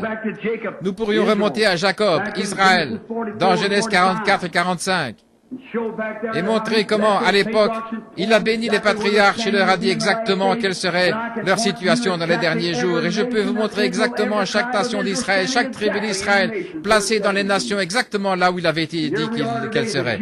Et nous y voilà aujourd'hui. Les Juifs que nous connaissons, ce ne sont pas les vrais Juifs. Les vrais Juifs, ce sont ces Juifs orthodoxes qui ne se sont pas souillés avec les choses du monde qui ne sont pas sortis pour se joindre à d'autres églises. Ce sont eux qui retournent là-bas, qui vivent de fromage, de pain, à flanc de collines. Ils n'ont pas le droit d'entrer dans la vieille ville. Ils ont dû se construire une ville de ce côté-ci, dans un no man's land, avec des mitraillettes pointées des deux côtés. Mais elle a commencé à pousser ses bourgeons. Amen et amen. Le temps est proche. Ismaël et Isaac sont encore là à se disputer le terrain, mais il appartient à Israël. S'il vous arrive d'aller dans la Nouvelle Jérusalem, on ne vous laissera pas passer dans la vieille Jérusalem. Vous devrez d'abord aller là-bas pour qu'ils vous expliquent tout ça, les Arabes, et après, ils vous font passer de l'autre côté. Ça, ce sont les enfants d'Ismaël. Mais attendez, il viendra un temps où les enfants de Dieu la reprendront. C'est exact. Jérusalem sera reconstruite. Le sacrifice perpétuel sera rétabli. Et l'Antichrist fera une alliance pour les 7 dernières semaines. Et au milieu, il rompra cette alliance. Il les fera tous passer au catholicisme. C'est comme ça que l'abomination se répandra partout et alors la fin viendra. 70 semaines. Oui, il y a bientôt 2000 ans qu'ils sont loin. Ils se sont fait chasser. Ces gens-là sont comme du temps de Pharaon, quand son cœur a été endurci. Il a dû endurcir le cœur d'Hitler. Des millions d'entre eux sont morts. Voyez cet Eichmann qui est coupable d'avoir tué 6 millions de Juifs. 6 millions d'âmes, d'êtres humains, des bébés, des enfants, des adultes, tous mis à mort. Eichmann, un seul homme. Regardez la Russie. Comment on les a chassés de là? Partout où ils ont été chassés. Ils ont été une nation méprisée. Mais parce qu'ils aiment leur argent, ils sont revenus. Mais il y a une petite minorité qui, elle, retourne en Palestine. Amen, frère. Quand vous la voyez commencer à retourner dans sa patrie, maintenant il y en a assez là-bas pour en faire à peu près 144 000. Et qu'est-ce qui arrive? Ils vont reconnaître leur Joseph. Ne vous en faites pas. Oui, monsieur. Et ils sont tous là à attendre que ça arrive.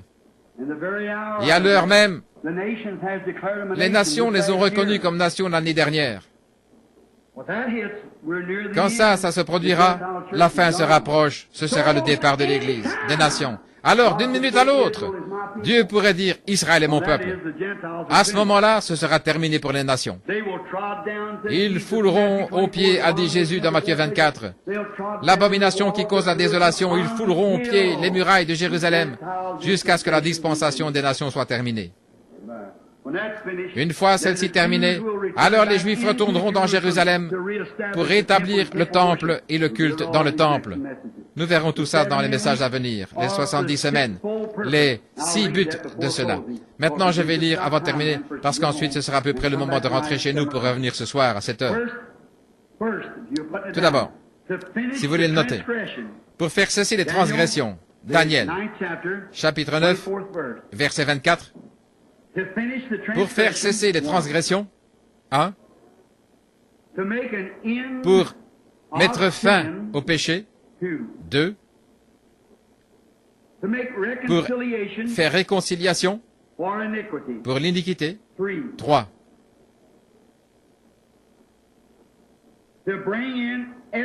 pour ramener la justice éternelle, 4, pour sceller la vision et la prophétie, 5, pour oindre le Saint des Saints, 6. C'est ce que nous verrons ce soir.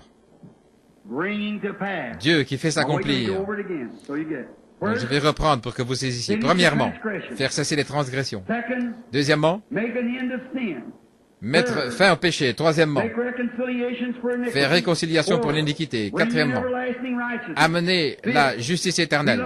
Cinquièmement, sceller la vision et la prophétie. 6, oindre le Saint des Saints. Maintenant, je vais vous lire dans la Bible.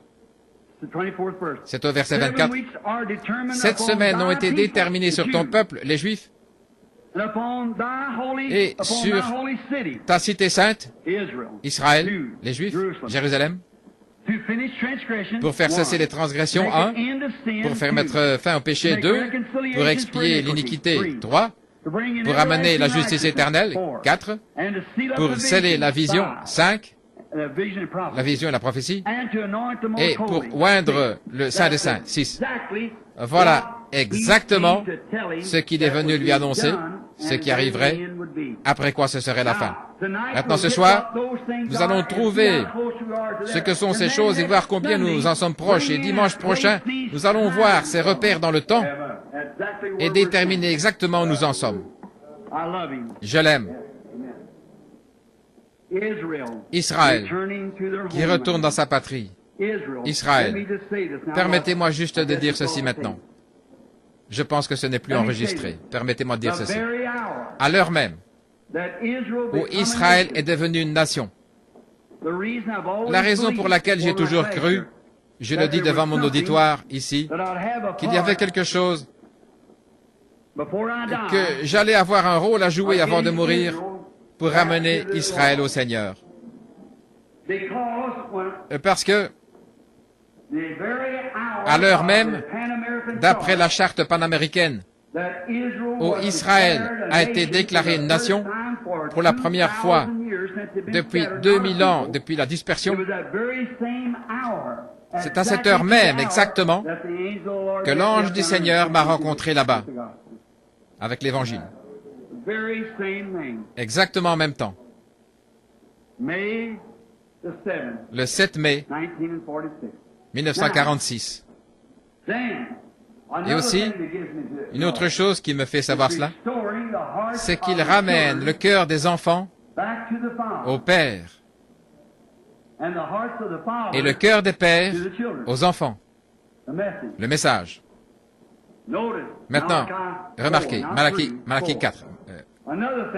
Autre chose, quand mon fils Billy, mon fils, et frère Ern Baxter, nous étions en route pour Palestine, après avoir rencontré les Juifs chez frère Argenbright, et qu'ils m'ont vu là à la réunion, c'est Lévi Petrus qui avait envoyé les Bibles là-bas. Il a dit, ces Juifs sont venus lui dire, si vous convoquez un groupe des chefs d'Israël, je ne parle pas de ces nouveaux rabbins avec tout leur cérémonial, mais si vous rassemblez les vrais Juifs, les vrais chefs israélites, nous avons lu le Nouveau Testament et nous savons que quand le Messie viendra, il nous dira ces choses. Comme la femme en Samarie. Nous savons que Moïse a dit que notre Messie serait un prophète. Et quand vous pourrez leur dire et leur montrer par les Écritures que c'est ce que nous allons voir dans le message de ce soir, qu'ils devaient être aveuglés et que leur cœur devait être retranché pour permettre à la période des nations de venir, pour qu'on ait un temps d'expiation pour les nations, et que leurs cœurs ont été endurcis exactement comme au temps de Joseph, et ainsi de suite. Et qu'ensuite, vous faites venir ces Juifs quelque part, et que vous appelez ces hommes-là dans l'auditoire, comme vous le faites ici avec les gens des nations, par cette inspiration de l'Esprit. En effet, si ce Jésus, s'il est le Messie, et que vos paroles sont vraies, alors il n'est pas mort, il est vivant. Et s'il est vivant, il a promis d'être dans ses serviteurs, ses disciples. Et si nous pouvons le voir accomplir le signe du prophète, alors nous croirons qu'il est le Messie. Quelle chose parfaite. Exactement. Qu'est-ce que ça ferait? Alors une nation naîtrait en un jour, parmi les leaders. Chacun d'entre eux dirait, nous le savons. Et une fois que ce rabbin a dit ça, c'est réglé. Une nation naîtrait en un jour. Israël naîtrait en un jour. J'étais en route pour y aller. J'étais au Caire, en Égypte, avec le ticket dans la main. 15 ou 20 minutes avant l'appel. Ils allaient faire l'appel. Je me suis approché pour regarder un petit objet en ébène, un petit éléphant d'ébène avec des défenses en ivoire. J'allais l'envoyer à un médecin de mes amis, le docteur Samader, comme presse-papier. Je regardais ça et quelque chose m'a dit, ce n'est pas encore l'heure. Reste en dehors de la Palestine. Je pensais, c'est juste moi qui ai pensé ça. Et j'ai continué mon chemin. Ce n'est pas l'heure. Je me suis retourné derrière le hangar. J'ai levé la tête vers Dieu. J'ai dit, oh Dieu, est-ce que c'est toi qui me parlais? Il a dit, ce n'est pas l'heure. Reste en dehors de la Palestine. Ce n'est pas le moment maintenant. Alors j'ai pris mon billet, je l'ai échangé, et je suis allé à Rome, et revenir par Lisbonne au Portugal, et de la rentrer aux États-Unis. Ce n'était pas encore le temps. L'iniquité des nations n'est pas encore arrivée à son comble, jusqu'au bord de la coupe, mais un jour, ça viendra. Et Dieu enverra quelqu'un là-bas, un prophète, et il leur prouvera. J'espère que Dieu va le susciter sans tarder, qui qu'il soit, qu'il va le susciter rapidement. Je crois que ça doit venir. C'est pour ça que nous faisons cette étude, parce que nous en sommes tellement proches. Et souvenez-vous, à l'instant même où les Juifs reçoivent Christ, l'Église des nations est partie. Alors les nations voient les fléaux être déversés sur eux, la tribulation, et dire que des hommes, d'éminents docteurs, enseignent, et avec la Bible devant eux, qu'ils déclarent que l'Église passera par la période de tribulation. Alors qu'il n'y a pas un seul passage dans la Bible qui le dit. Ils n'ont rien sur quoi s'appuyer. Il n'y a pas longtemps, un homme m'a dit, Sir Macpherson enseignait que l'Église allait passer par la tribulation parce que nous serons des lumières qui brilleront pendant cette période-là. Ce sera Israël à ce moment-là, pas les nations. Ceux des nations sont partis, l'Église. Eux n'ont pas du tout à passer par la tribulation. Le dragon fit jaillir de l'eau de sa bouche, chapitre 17, et il fit la guerre au reste, les vierges endormies.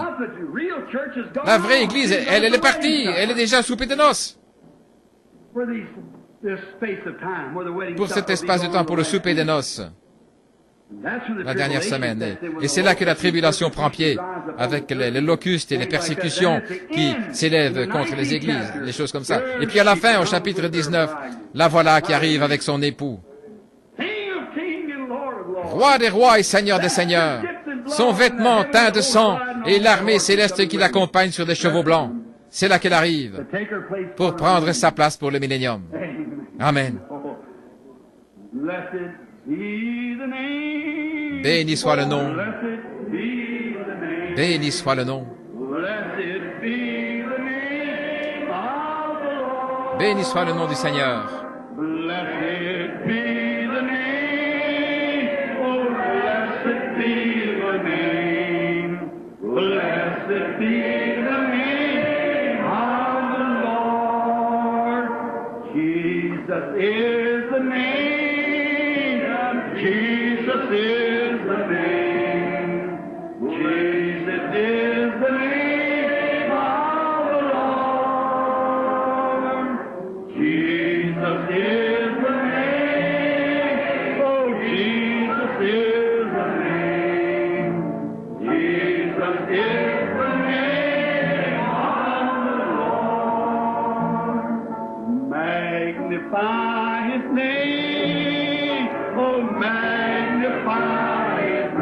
Magnifiez son nom. Magnifiez le nom du Seigneur.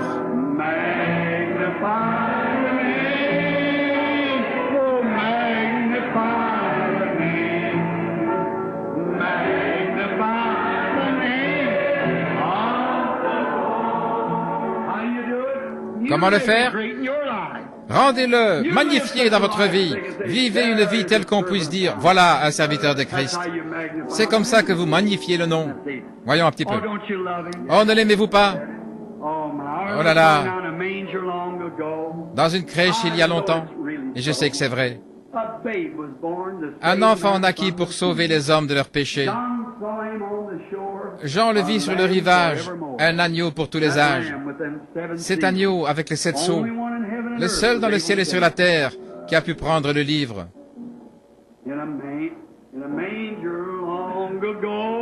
Dans une crèche il y a longtemps. Et je sais que c'est ainsi.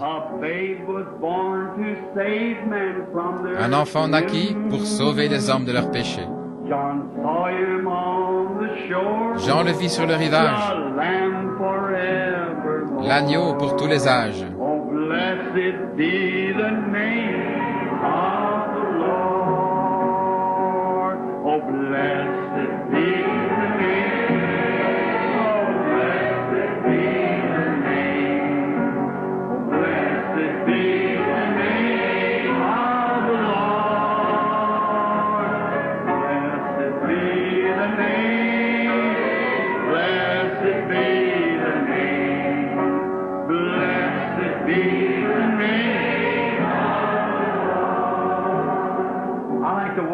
J'aime adorer, pas vous. Nous ne venons pas à l'église rien que pour entendre un sermon, ça va avec ça. Nous venons à l'église pour adorer. Adorer en esprit et en vérité. Vous avez entendu la vérité, c'est la parole. Maintenant, adorer, c'est lui exprimer vos sentiments. Oh, j'aime l'homme de Galilée. Donnez-nous la note pour ça. Oh, I love that man from Galilee, Oh, j'aime l'homme de Galilée. For he's done so very much for me. Car il a tant fait pour moi. He's forgiven all my sins. Il a pardonné tous mes péchés. Il a placé le Saint-Esprit à l'intérieur. Oh, j'aime cet homme de Galilée. Un jour dans le temple, le publicain alla prier. Il a crié, « Oh Seigneur, aie pitié de moi. » Il lui fut pardonné de tout péché. Une paix s'installa à l'intérieur. Il a dit, « Venez voir cet homme de Galilée. »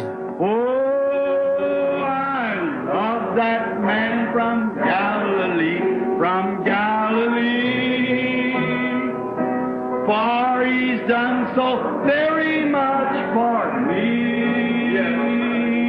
He's forgiven all my sins, placed the Holy Ghost within.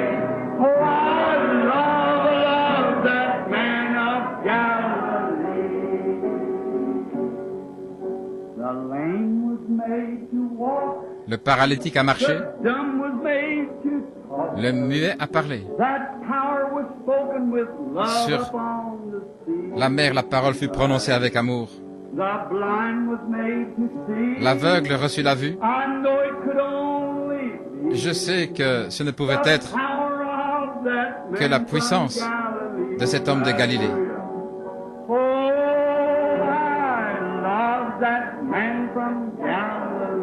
From Galilee, for he's done so very much for me. He's forgiven all my sins, placed that Holy Ghost within. Oh, I love that man from Galilee. Listen. Écoutez bien ici. The woman at the well, à la femme au puits, il lui a dit tous ses péchés. Il lui a dit qu'elle avait eu 5 maris. Elle fut pardonnée de tout péché. Elle reçut la paix profonde. Alors elle cria, « Venez voir cet homme de Galilée. » Love that man from Galilee, for he's done so very much for me. He's forgiven all my sins, placed the Holy Ghost within. Oh, I love that man from Galilee. I love him, don't you? Oh, my heart, don't you? Oh, je l'aime de tout mon cœur. N'est-il pas merveilleux? Oh, wonderful, wonderful, Jesus is to me. What is he? Counselor, the Prince of Peace, the mighty God is he. Oh, saving me, keeping me from all sin and shame. Wonderful is my Redeemer, praise his name. Let's just bow our heads and think of it. Courbons la tête maintenant. J'étais perdu. Maintenant je suis sauvé. Libre de la condamnation. Jésus donne la liberté et le plein salut. Il me sauve. Il me garde du péché et de la honte. Merveilleux est mon Sauveur. Louange à son nom.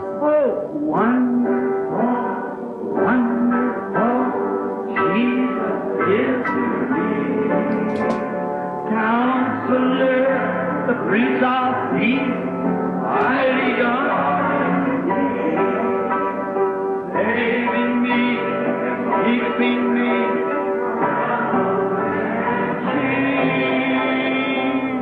wonderful is my Redeemer.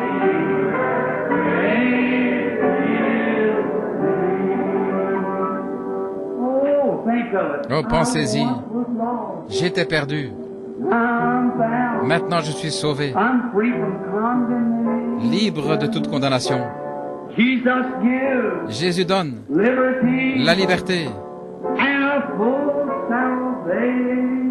et un plein salut. Il me sauve. Qu'est-ce qu'il a fait? Il me garde. Loin de tout péché. Merveilleux est mon Rédempteur. Louange à son nom. Tous ensemble maintenant.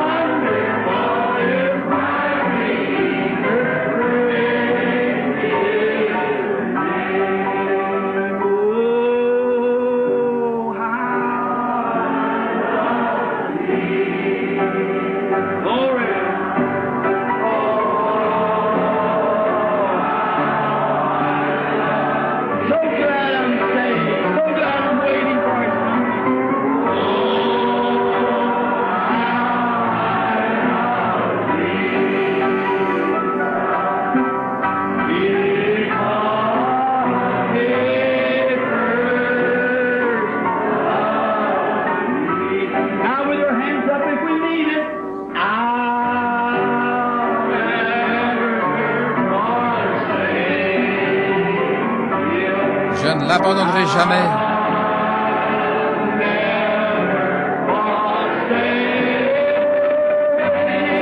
Je ne l'abandonnerai jamais.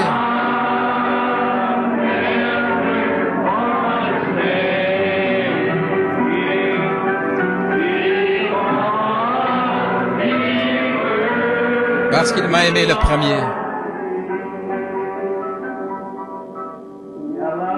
L'aimez-vous? Alors vous devez vous aimer les uns les autres.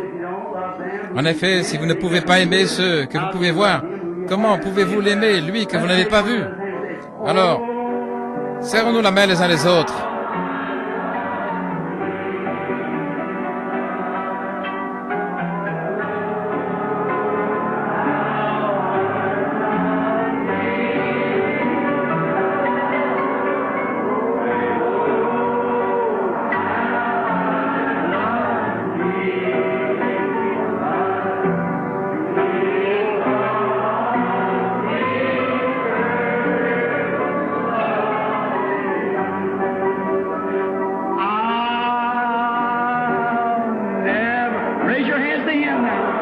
Levez les mains vers lui maintenant.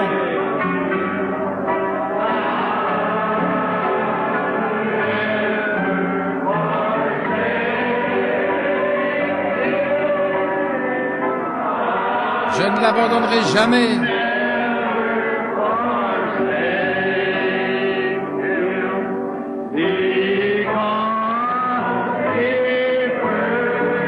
Parce qu'il m'a aimé le premier. Pensez seulement, il nous a fait connaître cette grande révélation. Nous l'aimons, n'est-ce pas? N'est-il pas merveilleux? Combien nous sommes reconnaissants pour notre Seigneur Jésus. Il ne nous abandonnera jamais. Voici, je suis avec vous tous les jours. Est-ce que ça vous plaît les 70 semaines de Daniel? Oh, nous l'aimons, n'est-ce pas?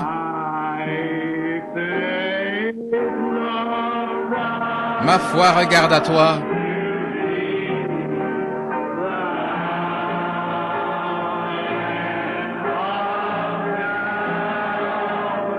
Toi, agneau du calvaire,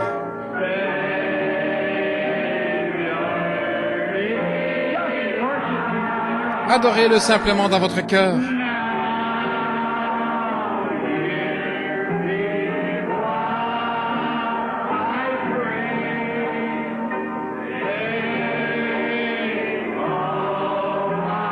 Écoute ma prière. Enlève tous mes péchés.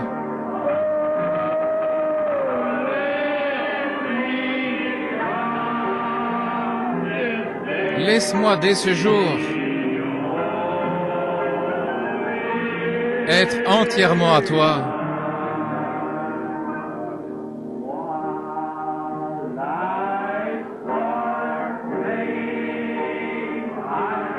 Alors que je marche dans ce sombre labyrinthe,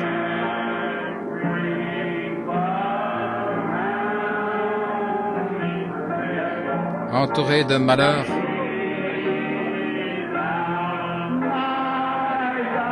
oh, sois mon guide. Guide-moi jusqu'au bout, Seigneur.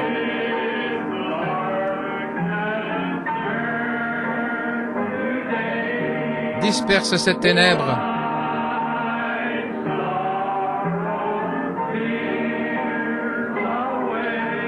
Viens essuyer mes larmes.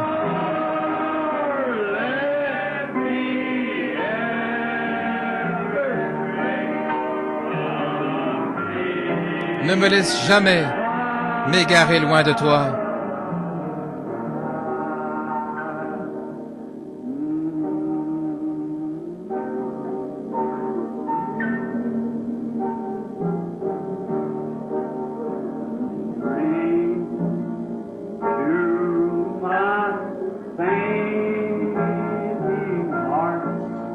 Donne à mon pauvre cœur un nouveau zèle.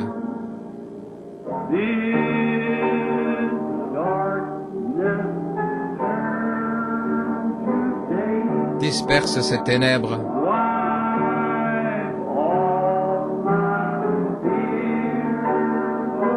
Viens essuyer mes larmes.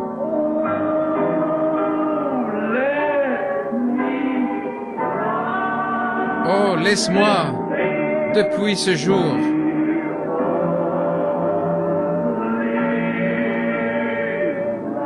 être entièrement à toi. Oh Jésus, nous voyons que nous arrivons près de quelque chose. Le prophète Ésaïe en a parlé.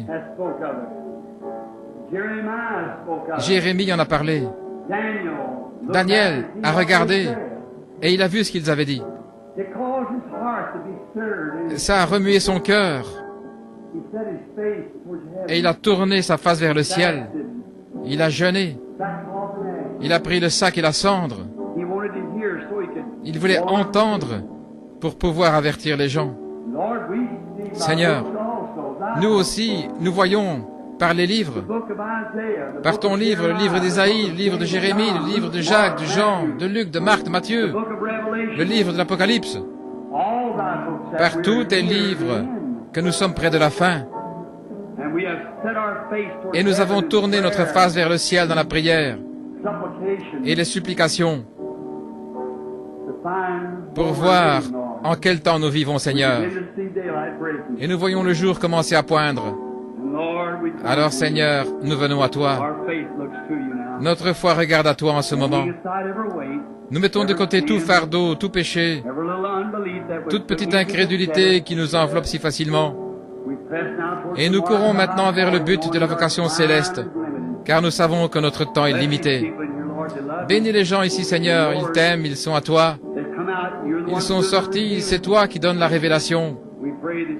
Nous te prions de nous accorder ces choses, alors que nous nous attendons à toi. Donne-nous un bon après-midi d'études, Seigneur. Donne-nous de la compréhension. Ramène-nous frais et dispos ce soir, Seigneur. Ouais, moi cet après-midi. Alors que j'étudierai, Seigneur, les 6 raisons de la visite de Gabriel. Si Gabriel est venu faire une visite et qu'il a donné 6 sens à cela, Seigneur, nous devons savoir ce qu'il en est. Nous étudions les livres et nous savons que nous sommes proches. C'est pourquoi nous te prions de nous le révéler ce soir. Dimanche prochain, Seigneur, ô Dieu, situe ces jours, mets-les à leur place. Je ne sais pas comment le faire, mais toi, tu peux nous conduire tout droit au temps juste. Accorde-le, Père. Nous comptons sur toi. Nous